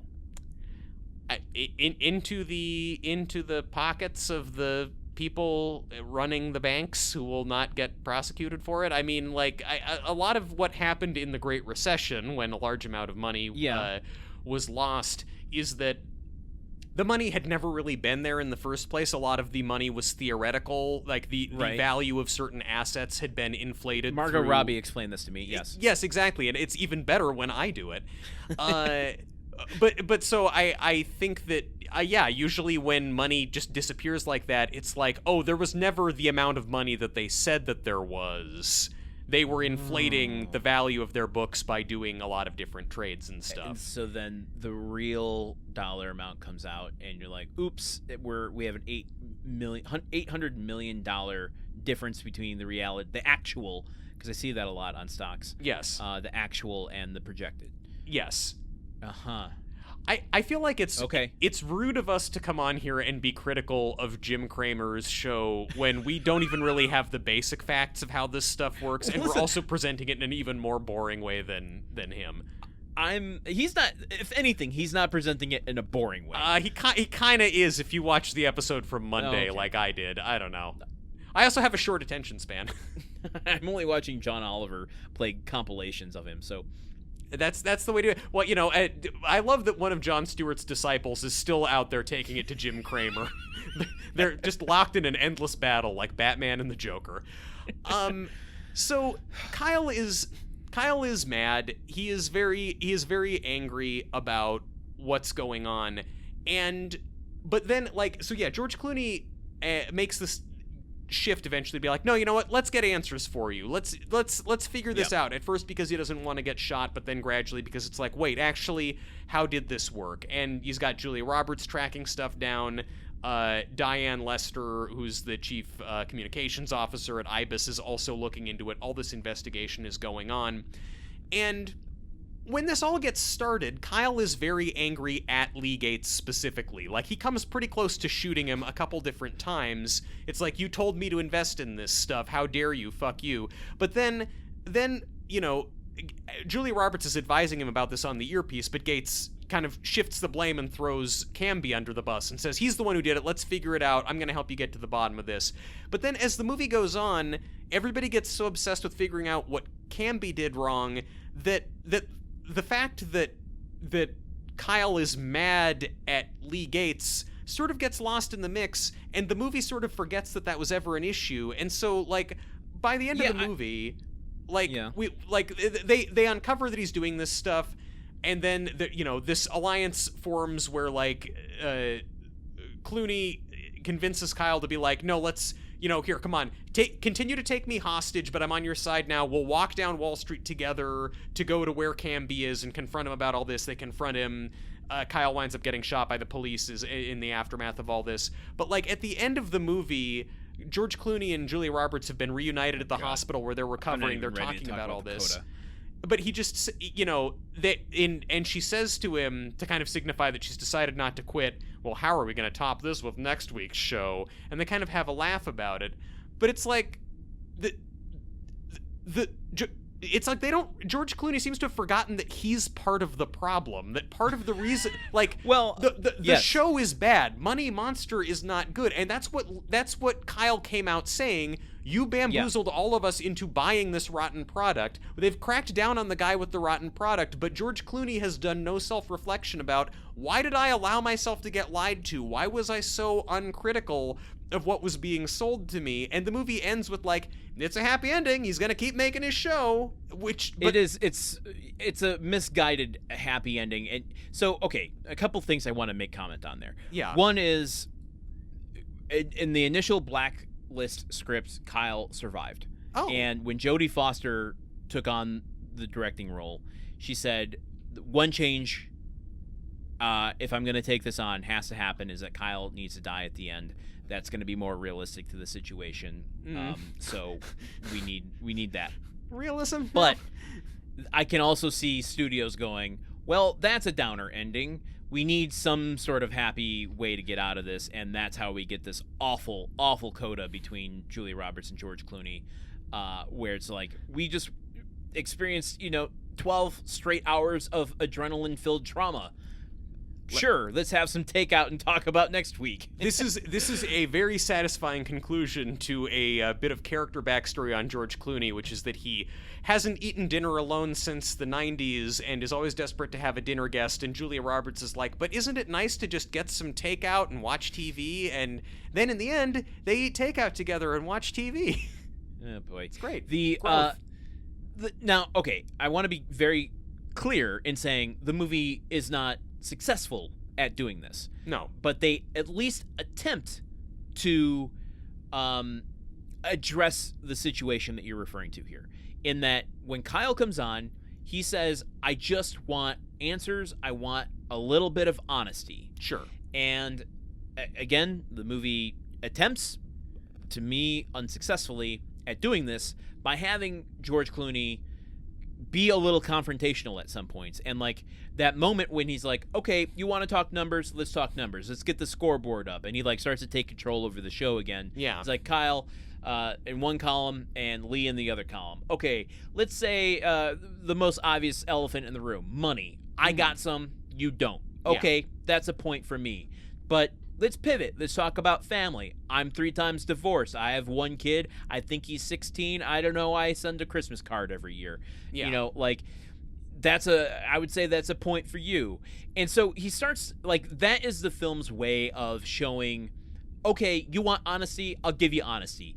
I'm acknowledging who I am, my position in the world, and I'm saying it's not all it's cracked up to be. I'm trying to lay my cards on the table. I think that's the movie's way of trying to shift, its weight a little bit to go, sure, okay, I'm giving you what you want, Kyle, and that's how we're going to start this alliance. Sure. I know, and I'll give you that. And I think that this movie, much like Hope Springs, in the first 30 or 40 minutes of it, I was again thinking like, okay, have we got a good one here? Is this a movie I'm really going to like? Because the concept here, I think, is really good. Because I think that, the ordinary people got screwed by Wall Street and nothing's ever been done and we're expected to take it and people are mad about this. I happen to also be very angry about a lot of things. I identify with Kyle in a bunch of ways. But like what then I think... And you don't identify with him in a bunch of key ways. There's some really big major beliefs I have about not taking people hostage that or guns in general, maybe. No thanks. What if, can't we all just get along but still hold the rich to account? But so I was excited about this movie because it's this premise of he's on live TV defending his life, defending the business that he's in, and like, is this going to be just a really taut kind of character study between Kyle and George Clooney and Julia Roberts all hashing these things out? And then it's like, no, of course, we get into the second act and the movie kind of shoehorns itself into being a techno thriller instead of being a kind of like taut black box theater play. And the movie comes to rely on a term that I invented for this episode called load-bearing hackers, where it's like, how are we gonna find a solution for the stuff for the big ideas we've presented? Let's have a bunch of hackers who are constantly checking their email and are perfectly happy to do unpaid labor for a major like broadcaster and can scan every security camera. They can use facial recognition technology to scan the footage from every security camera on Earth in about 20 minutes and transmit the incriminating footage of Walt Camby to a broadcast truck sitting on the street in 5 minutes. Like it becomes it's like that. having Anonymous, the hacker group, at your beck and call, and knowing that they'll just they'll do whatever they want because it's a lark to watch some big financial institutions be taken down. Yeah. You know how Anonymous is so famous for just taking orders from people and being easy to control, and the movie suggests that it's going to be about these big things, and but then instead of like delving into the kind of shady morals and exploring, well, like, George Clooney, clearly you know that this stuff is wrong. Why have you worked in it for so long? Like, what led you to this place? And kind of unfolding that with, live on air with the tension of the bomb and everything and exploring that. It's like, no, let's have it be a wild goose chase so we can pin all of this impropriety on this one dude. And it lets the air out of the balloon. I want to take this opportunity, I think, to talk about Jodie Foster as a director. Sure. Because she hasn't done much directing. Yeah. But she's done some, I guess, I don't even know if I call it high-profile directing, but she's obviously an American treasure when it comes to acting. Yes. She's been, she was a child actor, and, she's still acting to this day, nominated in, I can't remember the name of it, but she's starring with Annette Bening, who was nominated last year. I can't remember the name of it either, but good for both of them. Nyad? NYAD, something like that. I remember hearing about that movie. The swimming movie. Oh, okay. But she's been around for forever, which I want to point out, not her acting credits, but the credits in which, the directors in which she's worked with. Mm-hmm. Because if she has interest in directing, she's going to start paying attention to this. Yeah. And who does she have real world experience to draw from? Yeah. And so here's just a list of some directors she's worked with. Martin Scorsese, Adrian Lyne, Claude Charbel, Mary Lambert, Jonathan Kaplan, Jonathan Demme, Woody Allen, Dennis Hopper, Richard Donner, Michael Apted, Robert Zemeckis, David Fincher, Spike Lee, Jean-Pierre Jeunet, Neil Jordan, and Roman Polanski. Okay. I mean, a wide swath of a lot of cancelable directors. Some bad dudes on that list, yeah. Some good dudes, too. It's a mix of dudes and one lady. A lot of very strong artistic visions for things. Sure. Yet all of her films feel very Hollywood. Mm-hmm. Her style of directing is Hollywood. Even if she's doing something like The Beaver, which is not like a big Hollywood movie, it doesn't, like, she's a dynamic director. She loves to move the camera. One of her very first feature film was called Little Man Tate. Mm-hmm. She played a young mother who had a budding genius, like a 7-year-old kid who was like weird. She was learning he was becoming a genius. He's like a baby genius, yeah. Would you say he's a super baby? G-Force. That's gerbils. Never mind. He has a pet, I guess. Listen, like, Super Babies sets off the sequel to Little Man Tate, and then G-Force is like, what if Little Man Tate had a pet? Yeah, and Little Man Tate, interesting note about this, came out in 1991, the same year that she won for Silence of the Lambs. Yeah. And they used her first directorial credit, because Silence of the Lambs came out earlier in the year, and in order to kind of jumpstart her Oscar campaign, they released Little Man Tate to kind of remind viewers or voters, hey, remember what her? a talent she is. Yeah. And it worked. Yeah. And she ended up getting the Oscar for that. But as far as a director, she hasn't directed too much. Some TV. She started with a Tales from the Dark Side. I mean, she started with a BBC documentary, but this is her first narrative television, Tales from the Dark Side, which is kind of a basic episode. It super memorable. Yeah. It's called Do Not Open This Box. Pretty straightforward, easy sort of story. That's also what Kyle was saying to the security guards when he was walking in with his boxes that had the bomb in them. She directed a couple episodes of House of Cards. We're just hitting the entire cancellation trifecta here. Well, and like a whole season of Louie the Great. That's awesome. She directed a couple episodes of Orange is the New Black. She directed the Black Mirror episode Archangel with our Poltergeist love, Rosemary DeWitt. Oh yes, and look, again, I don't want to be on here being super critical. Not one of their higher heights for Black Mirror, but respect for Rosemary DeWitt. So then this is the fourth and last film that she's directed as of this recording. So she started with Little Man Tate. She did Home with the Holidays with Holly Hunter and Robert Downey Jr. The Thanksgiving movie. Home with the Holidays or Home for the Holidays? Did I say with? I meant for. Okay, I didn't, because that would make sense if the family's name was the Holidays. Hey, I think we stumbled onto a new script here. Holy shit. Blacklist, here I come. Mediocre film adaptation that's instantly forgotten, here I come. And then in 2011, she does The Beaver, and then this film. So she's pretty cool that she could make a movie that would flop as hard as The Beaver, and they didn't send her to director jail forever like so many other female directors have happened to them. I don't think there's a lot of budget in that to lose, but that's neither here nor there. And so just to round this out, as a director, I don't think she has really been as versatile, and as her talent clearly lies in front of the camera. Yeah. It's not that she isn't an inept, or it's not that she is an inept director. It's very, to me, kind of by the numbers. I know I'm making a, as you call it, a techno thriller. Here's how to make a techno thriller. There's not really anything surprising in it. Yes, I agree. I don't think the film is poorly directed, and the movie, it does have like an energy to it, and it is sort of kinetic, which is important for a movie that is 2/3 of it mainly about a couple people in a room. I never feel claustrophobic, which could be good or bad. Yeah, well, I mean, TV studios are always so much smaller than they look on TV. I mean, that would, I feel like you could feel claustrophobic in that. It's just also one of those things where it's like, oh, really? Like, I forgot that Jodie Foster had directed it. Like, I think I knew initially, but then I forgot in the course of watching it. And when the credit came up, I was, oh my, that's more shocking and emotionally impactful than anything in this movie.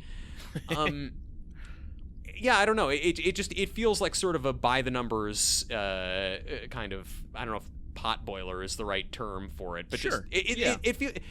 It feels like the film equivalent of an airport novel. Oh, Landon, I was going to say the same thing, which is also what I said about Hope Springs last week. Folks, I promise that I A, like movies, and B, don't compare every movie to an airport paperback. Not that there's anything wrong with airport novels. I mean, they serve a purpose. They absolutely, well, or at least they did. Now people have phones that they can scroll through on planes, so there's maybe less interest in that market. Can we talk for a second? Well, unless, do you have more to say about Jodie Foster? No. The lambs have stopped screaming. Okay. So I think we should touch on the fact that while there's all this drama going on inside the studio, there is also a police response going on outside. Okay. I'm glad you went here with this. Yes. And it's so it's a little bit of Dog Day Afternoon, where it's kind of, you've got Giancarlo Esposito playing the police captain who's kind of running it. He's consulting with different cops about, like, how are we going to do this? We're going to have people sneak in. There's a hostage negotiator who comes in. Have we ever seen... When was the last time you saw a hostage negotiator in a movie who wasn't an idiot who screws everything up? The whole NYPD and hostage negotiator, almost point for point and even intensity of performance, is on the level of Ernie Hudson and the entire police force in Airheads. That's where they have the negotiator played by Harold Ramis going up to the door. Yeah. I think is he like barnyarding by trying to give them a pizza or something, and he's like, Yeah. we don't want any cops around here, and kicks them out of the way. They'll just go back to dancing inside. It's because it's and I feel I'm reminded of the movie Quick Change with Bill Murray, which is another classic New York Dog Day Afternoon type movie, but like where there's like briefly they bring in a hostage negotiator who's presented as a total like wet noodle who's just dispensed with, like they have to in this type of movie there always has to be like, well, obviously the cops are going to bring in a negotiator, but for one reason or another, like unless the movie is The Negotiator, which is all about a hostage negotiator, they're really not interested in having that guy be a part of the story. But and I'm not interested in having the negotiator be part of any story ever again. I didn't watch The Negotiator. I remember when my parents rented it and they had the volume up very loud, and I remember thinking that movie is too loud. So well, it's Kevin Spacey. God. Wait, Kevin Spacey was The Negotiator? Yes. And Sam Jackson. Oh man, I thought Sam Jackson was The Negotiator. Shit. No. Wow, okay, then screw that negotiator. But so there's this, idiot blowhard negotiator who they bring in who gets cut off immediately. They go and find Kyle's girlfriend who's pregnant, and they have her get on the phone with him to try and calm him down. And instead, in one of the movie's better twists, she just berates him. She has an even stronger Queen's accent than he does, and is just like yelling at him like, you are a piece of shit. How you building bombs but you can't even swing a hammer? You cry when we fuck. What's wrong with you? Like, you should just put the gun in your mouth and pull the trigger. So this is one of the few moments.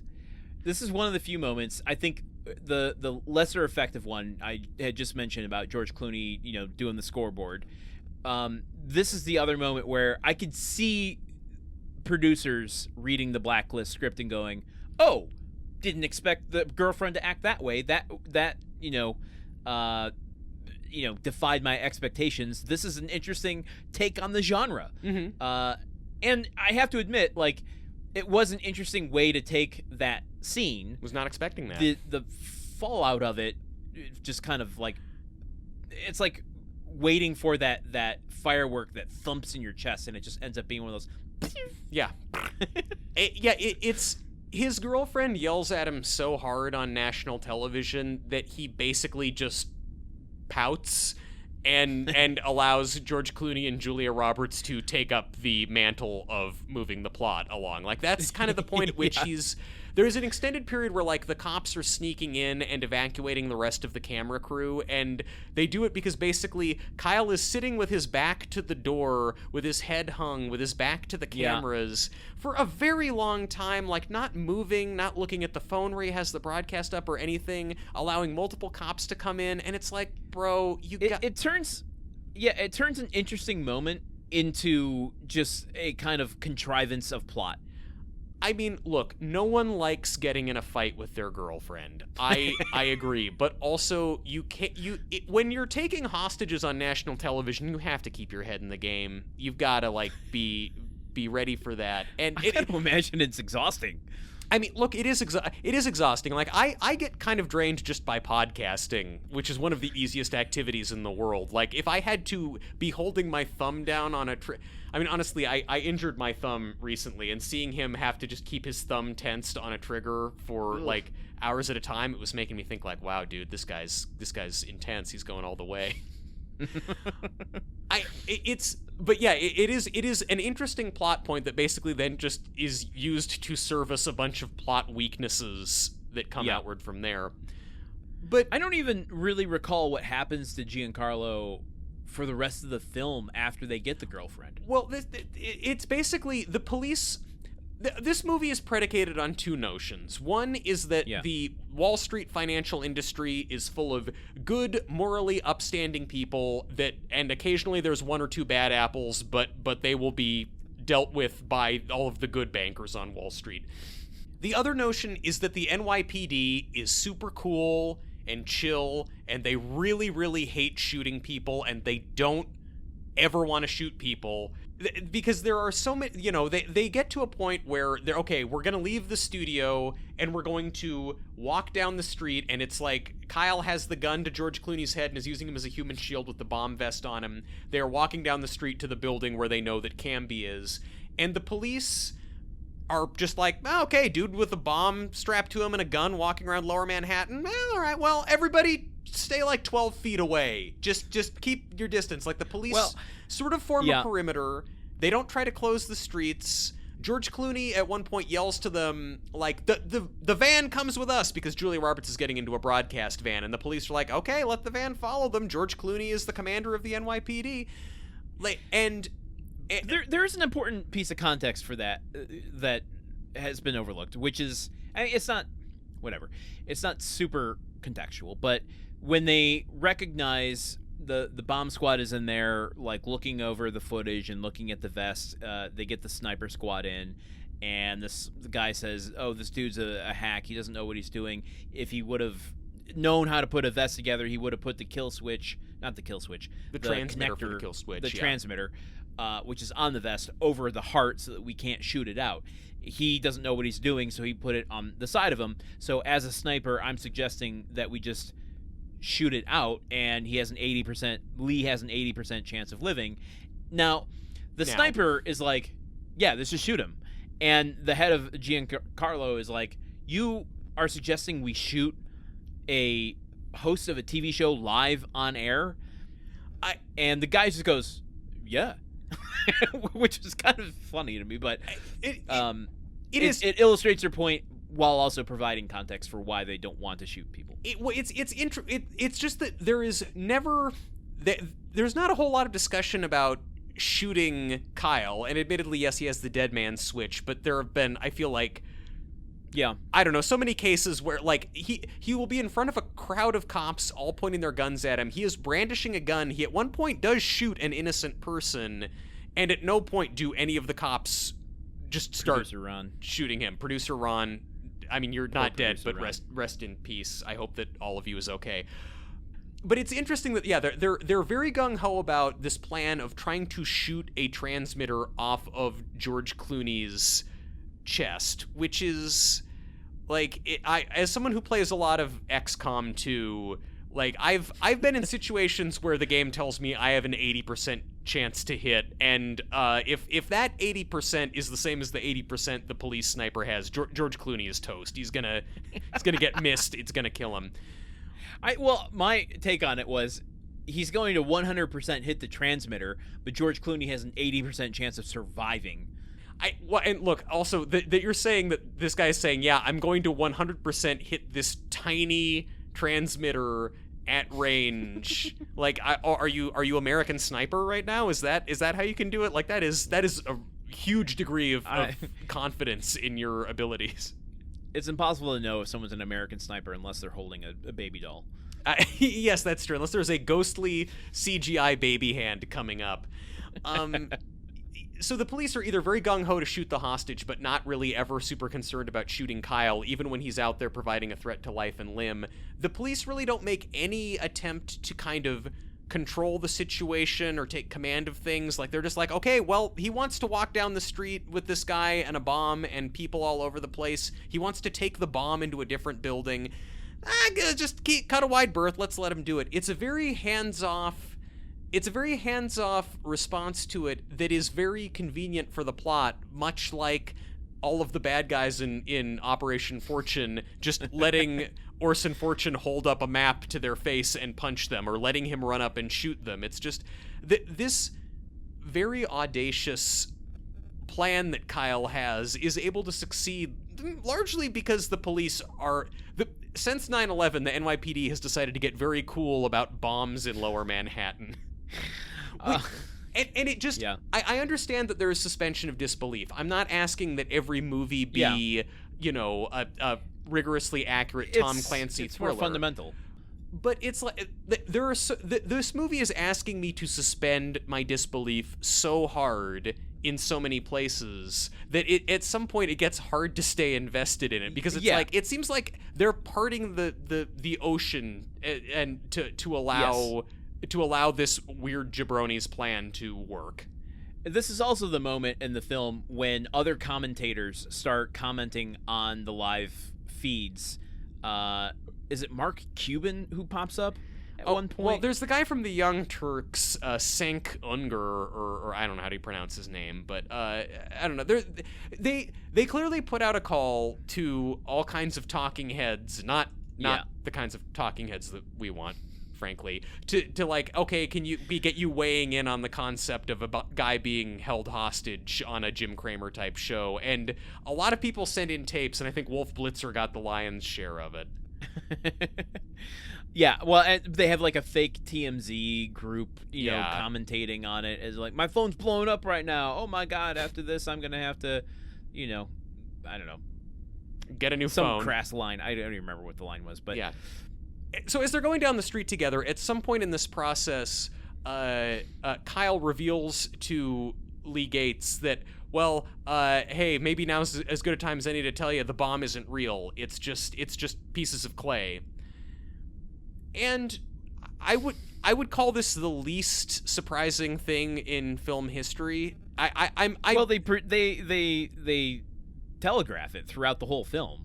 I mean, but the cops are fooled by it. The cops take one shot at the thing. And again, fair. that is realistic, the police being fooled by a very simple ruse. But the cops take one look at it and go, oh, that's Semtex. It's going to blow up the whole building. And then Kyle says, oh, I just put some stickers on some clay.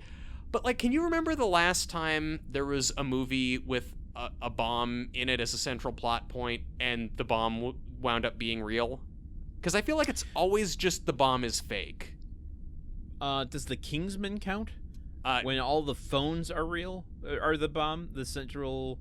Remember Sam Jackson giving out free internet? Yeah, and it makes everyone's head explode? Yeah. I mean, I guess that... Yeah, maybe, well, I don't know, maybe give that credit. Kingsman, a movie I did like.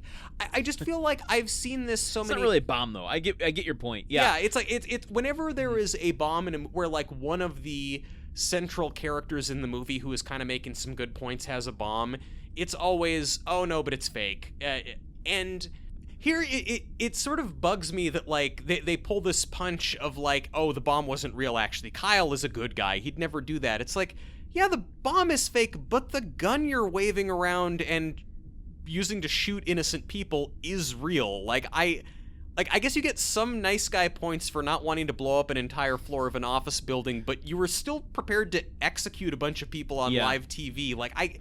Not cool, you know? And I don't, that doesn't make me really reconsider Kyle as suddenly an innocent in all of this. It is strange, and like, either it's an impossible situation the movie sets up for itself, because either you have to make Kyle so relatable in his points and the way he's going about it that you want him to survive at the end, and that you, even if that you have to suspend disbelief, you cheer when he survives, or you have to make him relatable in a way that you care how he's killed at the end. Yeah. And you know, I agree with your points of, like, he's making really good points. I think Jack O'Connell, which we haven't talked much about him, he's the highlight of this film. Mm-hmm. You say he's putting on a big accent, but you know, he's the most authentic here. He's bringing, like, an actual, like, A-level performance to this. Yeah, he cares about this. I only have good things to say about Jack O'Donnell here. And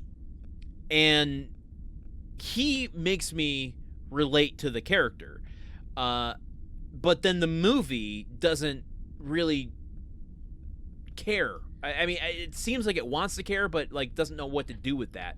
And so when he gets shot at the end, it's just like, oh, well, that was inevitable. Yeah, I mean, well, because the movie presses pause on him for a big bunch of time when he just decides to be sad about getting yelled at, and then it stops being his quest at some point, where it's kind of George Clooney saying, okay, put the gun to my head and we'll walk down the street together pretending like I'm still your hostage. It's like, well, at this point he's lost all agency. And then in the last scene, you know, they're there with Camby, and they've got one cameraman still following them, broadcasting all of this live. At no point are they going to cut the feed. And, you know, so we finally get him, like, yelling at Walt Camby, and Camby saying, well, nothing I did was illegal, and him threatening Canby and saying, well, say that it was wrong. Say it was wrong. Say what you did was wrong. And Walt Canby finally goes, okay, it was wrong. It was wrong. And then he just goes, okay. And then America's fixed. Yeah, it's like, oh, all right. Well, the one guy doing a bad thing admitted that he did a thing wrong. So, okay, I think we're done here. Everybody goes home early. Corruption was ended that day. And then also, the comeuppance also for Walt Canby at the end is so ridiculous. They confront him, and he's just very, he's denying all this. They then patch in.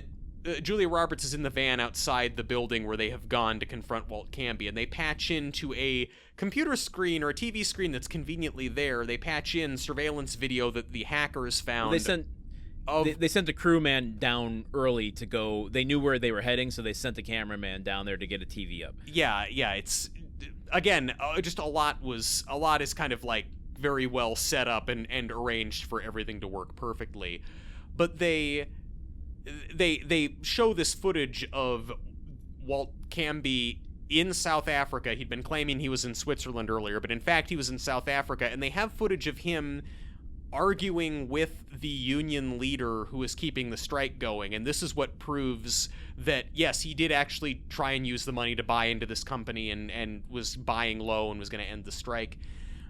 And it's another thing of like, well, wait, but Walt Canby, you're a billionaire with multiple private jets. Why do you personally have to go to South Africa to facilitate your crime? Like, why don't you have an underling who can do that? I mean, it's even more suggesting that, like, no, the only person engaged in financial impropriety at this company is the CEO. There's no one else who will get on board with his scam to steal from people. Yeah. So just like his whole comeuppance is based on like, oh, okay, we have this video of you arguing with a person. It's like, it seems very tortured and contrived to get there. And then also, it's just not satisfying. It poses like this gotcha moment when I think maybe it's just the time in which we're seeing this in 2024 and everything that's transpired over the last, God, how long has that been? 6,000 years. Okay, so 8 years. Wow. Since this movie's come out. Like, we've been privy to so much litigation and trials and suing that, like, we know, even though that there's this visual evidence, like, nothing's gonna happen to Walt. Like, he's gonna litigate it, he's gonna appeal any decisions that are made, nothing's gonna happen to him. And the film poses like, we gotcha, everything's fixed, mission accomplished, you have been taken down. He still has, hundreds of millions of dollars. He's still in charge of so many different things. Nothing's gonna happen to him. There's this news report at the end that they're watching while eating their takeout about how, like, oh, now Canby is under investigation by the SEC, and it's like, oh, yeah, great. They did such a good job after the Great Recession. I'm sure they'll nail him on this one. Yeah, right. And also, I lost all hope. When Kyle confronts him, gets him to, yells at him and threatens him with the detonator, and finally says, it was wrong. Okay, what I did was wrong. Okay, good. And then Kyle, like, takes off the bomb vest or, like, whatever, like, or he's put the vest at this point on Canby, and then he takes his thumb off the detonator and tosses it to Canby. Not before a slow motion look back over his shoulder to George Clooney going, well, there's nothing left to do but this. Hey, remember how you encouraged me to invest in this guy and fucked up my whole life? We're good now. He admitted that it was wrong. But he then throws the detonator to Canby, and Canby, like, freaks out. We're like, no! And he jumps over and falls over backwards because, he thinks he's going to blow up. And then at the end, like, when they're doing the report on the news of everything that's happened, they kind of end with, like, the video of Canby reacting has already gone viral on Vine. Like, a great shout out to a social network that, like, went defunct like a year after that. But so it's a bunch of different shots of, like, a kitten, like, rearing up on its hind legs, and it cuts to Canby going like, no, or like, what? It was Chucky. Oh, so yeah, Chucky. Another one is Chucky coming at him with a knife. He's like, no, or like the Justin Timberlake, Janet Jackson, nip slip thing where he pulls the thing off. He's like, no, and it's like, is that supposed to be his comeuppance? Is that people on the internet are clowning him? People are being mad to him on Twitter, like. Germany's decimated. How can he recover from this? Yeah, your money ceases to have all value if you get owned on the internet. This is a true thing. I mean, I call that sad money. But it's also, it's also like I don't know that would really catch on as a meme because like in that moment Canby thinks he's gonna explode. The internet users are like paying close attention to the CEO of Ibis Financial Corporation. Well, I mean, I do buy that the internet would want to make fun of a rich guy, but also it's like everyone in the world in that moment watching that thought he was gonna blow up. Like, everyone thinks the bomb is... That's a perfectly reasonable reaction he's having to something that we all thought was actually going on. And that's where I'm like, is this movie... Are there attempts in this movie to, like, bring out that kind of cynical, nihilistic network vibe of, like... Nothing matters. Even as a culture, we can't take things seriously. Like, none of this matters. And that's a moment where I'm like, is it trying to do that? It's not doing it very well, and there's no additional supporting evidence for it. Or is it just trying to be funny? I think the movie seems to be genuinely making the argument that, like, we got him. You know, it's like this is the cherry on top of the owning of this guy. It makes... None of the other stuff is trying to suggest that you know, oh boy, he's gonna wriggle out of this one, and the only thing that's gonna happen to him is this is some, you know, frivolous internet clowning. It kind of suggests that, like, oh man, the hits just keep on coming for this jerk. I want to, okay, before we get too far away from this and end this episode, I do, as I mentioned, Jack O'Connell is the highlight for me, and I feel like we've been really critical in this episode, so I just want to give a few highlights for him and who he is as an actor, because there are a few films of his that I think people should really seek out. He's an English actor who has worked steadily for years leading up to this movie, and since this movie. He won a BAFTA in 2015 for Rising Star. So, you know, he's clearly been recognized as a growing talent. His first film is this gritty, wonderful little film, maybe weird adjectives to use, about a boy befriending a bunch of skinheads. It's called This Is England. Okay. Came out in 2016. He played a character called Pukey Nichols. Oh, fun. Lots of stuff I love. Skinheads, puking, boy. This Is England. I'm going to run right out to my video store. It's a great film, though. He was in this horrific Beware of Strangers horror film called Eden Lake with Michael Fassbender. He's been in a bunch of indie films and British films. He kind of broke through here, ironically, with the title Unbroken, directed by... Life or Something Like It's Angelina Jolie in 2014. Then he started in this film. In 2020, he starred in a little indie sci-fi film that I love to get the word out about called Little Fish. Great little romantic drama set in a near future sci-fi world. Really, really cool. Definitely go check out that movie. And then most recently, as of this recording, was in 2023's Michael Mann's Ferrari. I phrased that really bad. Wad? Oh my God! Wow. We've gone on too long. Yes, we have. And then this year in 2024, he's in the Amy Winehouse biopic Back in Black. Okay. So still working, and seems like his star is still on the rise. Yeah, his career trajectory post Money Monster has really been better than George Clooney's, it seems like. Honestly, it has. Yes. Man. Okay. Anything else you want to say about this film? I mean, there are a couple odds and ends here, but no, we need to talk about Ron. We need to quickly talk about Justice for Ron, producer Ron. Justice for Ron. Okay, I'm into that.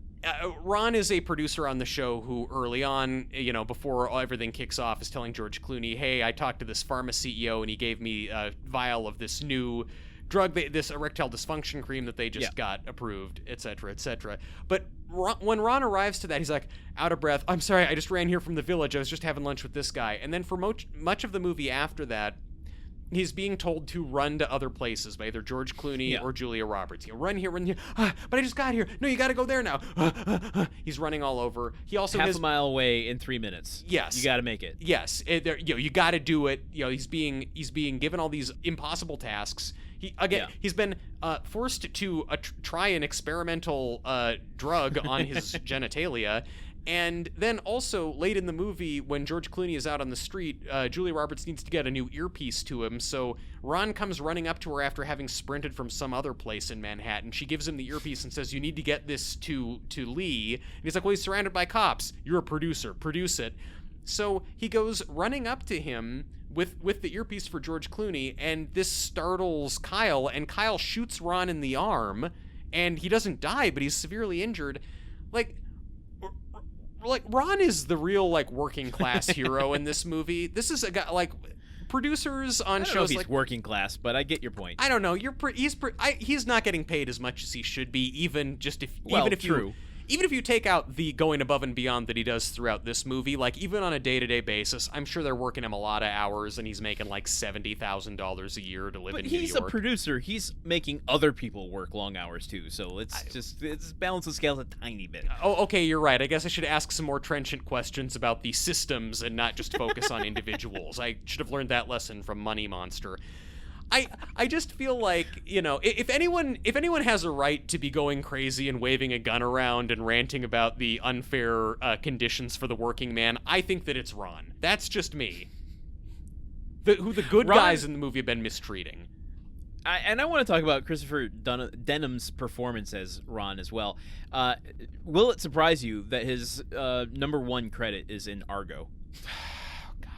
In Argo.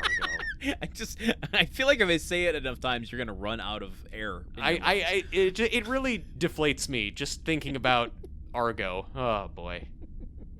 Didn't you love it in Argo when John Goodman says that Tehran in 1980 is worse than Universal City? What a great joke that everyone in America can really latch onto and appreciate, and also what a very accurate description of a part of town in LA that I live in. Movies being mean to the San Fernando Valley in ways that I don't appreciate. Christopher Denham plays this character. It's a really hard line to toe, where he's mostly comedic relief, but also asked to do these big suspenseful, get there in time moments. And he plays the comedy of it in a way that doesn't take you out of the movie. Mm-hmm. It's an absurd premise to have your producer have to go put on erectile cream, sure, at the start of your film. Yeah. And I don't know, I really think he was, every time he came on screen, I'm like, oh my God, a breath of fresh air. This is a joy to watch him perform. Yeah. And then when he got shot, I'm just like, no! I had a bigger reaction to producer Ron getting shot than I did Kyle. Honestly, yes. I felt more concerned about the man who is clearly just injured than I did about the guy whose entire life has fallen apart and gets shot on live TV.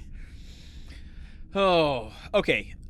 We talked about producer Ron. Should we start to wrap this up? Yes, let's wrap this up. Do we want to talk about why they forgot this movie?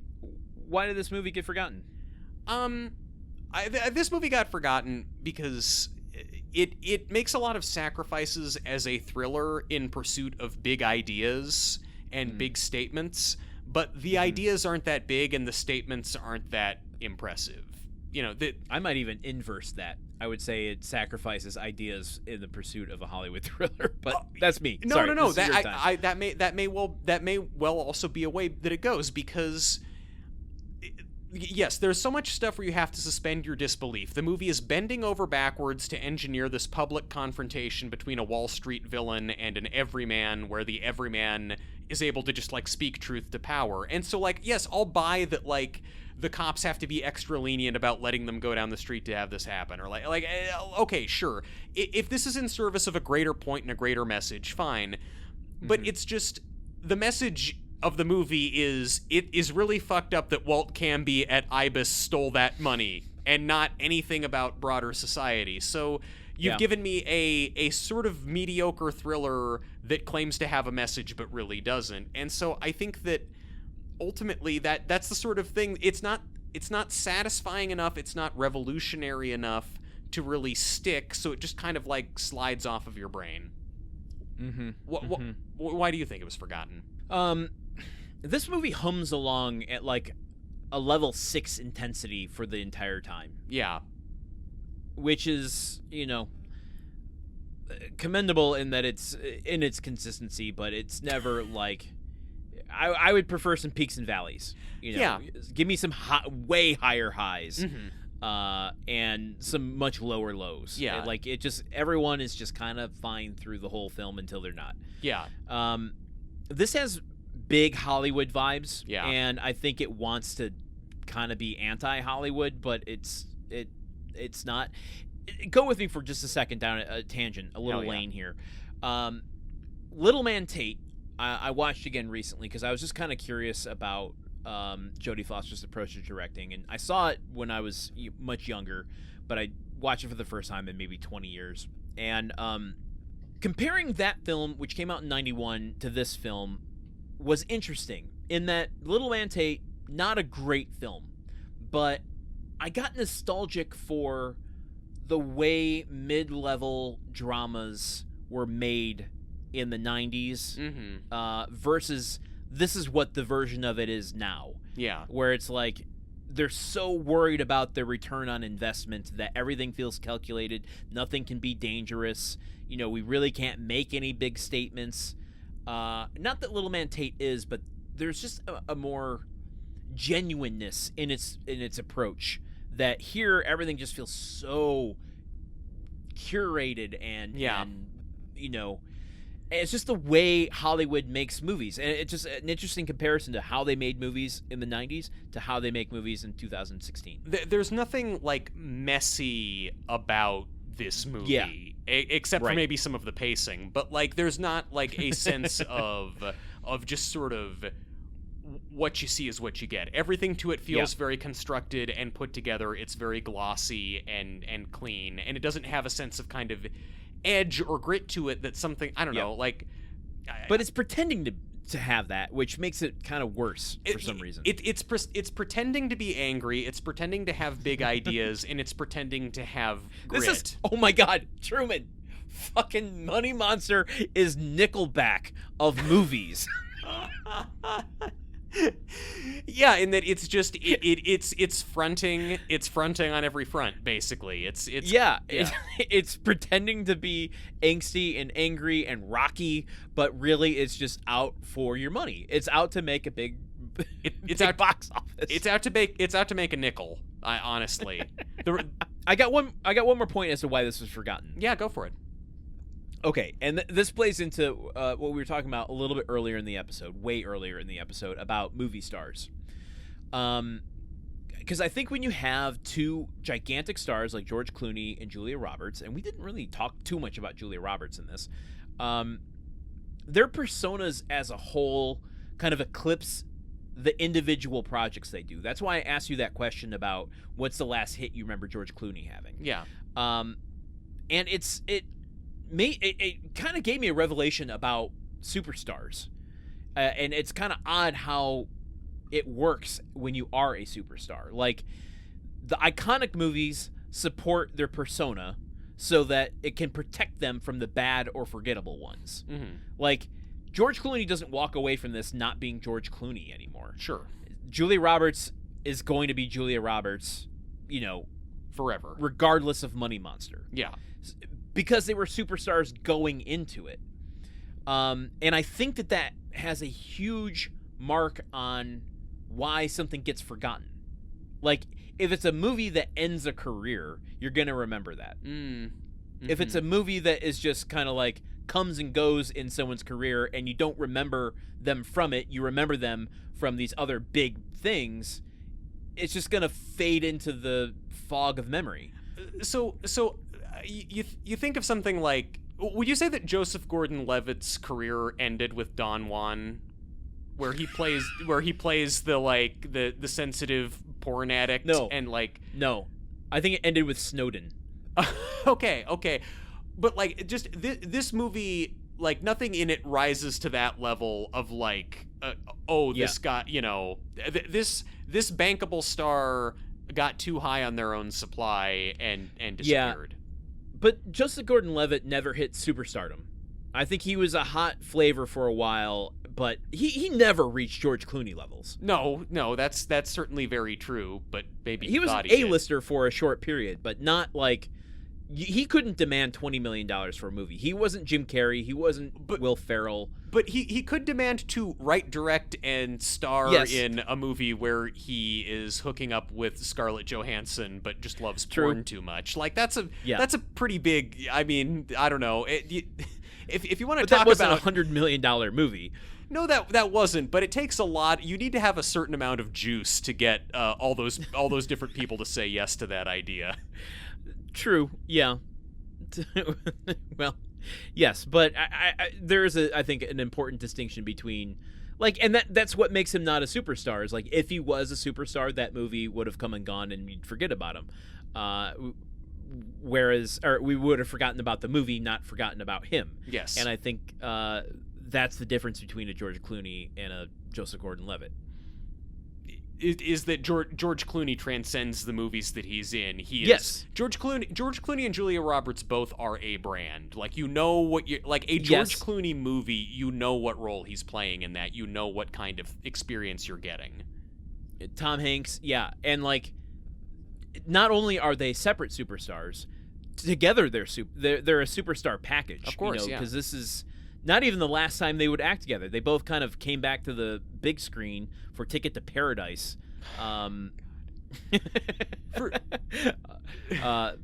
In 2022, I think it was, or 21.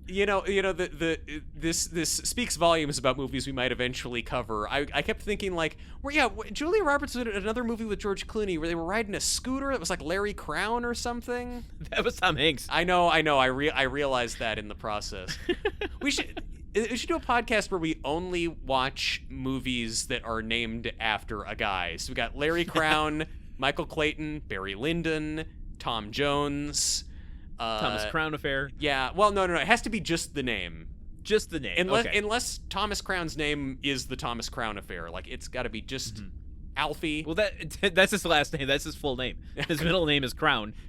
His last name's Affair. I thought it was hyphenated. I thought it was like Crown hyphen Affair. Like his dad got remarried, or his mom got remarried, I guess. The law offices of Thomas Crown and Affair. I would not trust them, honestly. If the guy who's got such a reputation for stealing great works of art, he's not going to be good in court. He's going to be too busy, hooking up with Rene Russo.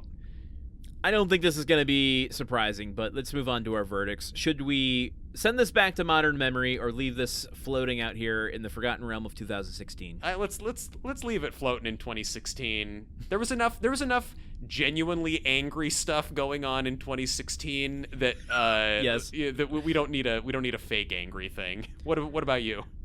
Yeah, I completely agree. The stars themselves don't even seem particularly interested to be in this movie.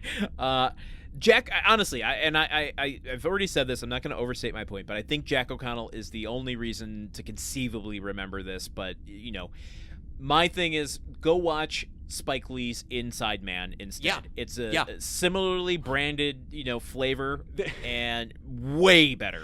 I think that's one of the big problems that this movie has, is that it makes me think about two movies that are way better: Inside Man and Dog Day Afternoon. Like, the whole time one of which stars Jodie Foster. I know, you kind of feel like she was on set being like, yes, okay, I'm learning from this.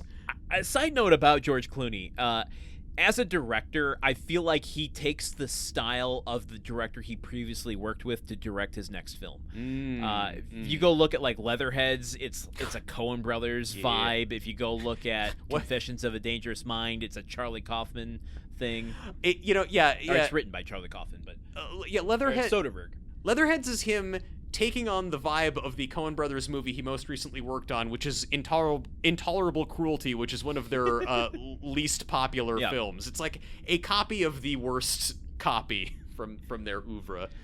Yeah, he did Soderbergh. He kind of apes to do his crowning achievement, which was Goodbye, Good Luck. Good night, good luck. Yeah. I really did like Confessions of a Dangerous Mind. I thought I enjoyed that movie a lot. I also seeing Sam Rockwell in a George Clooney movie, and then watching this George Clooney movie that centers a lot around dancing, I'm just like, why didn't Why did we have a Sam Rockwell movie where he doesn't dance and a George Clooney movie where he does? Well, all right, we're leaving this one forgotten. It's double stamped by both of us, and let's watch it float out the port side window back into the 2016 slot in which we found it. You know, look, the stars in this movie didn't care about it. Maybe the stars out here in space will feel more strongly about Money Monster. All right, let's end this episode and let everyone know we will see them next week. Yeah, well, for Landon Solano, I've been Truman Caps. And for Truman Caps, I've been Landen Solano. See you next week, folks. Diversify those portfolios. Whoa! Movie Memory Machine is part of the Gruntwork Podcast Network. Join our Patreon at patreon.com/gruntworkpodcast to keep the machine running. Theme song by Porky's Groove Machine. Rate us on Apple Podcasts or wherever you listen. For more information on today's show, visit moviememorymachine.com.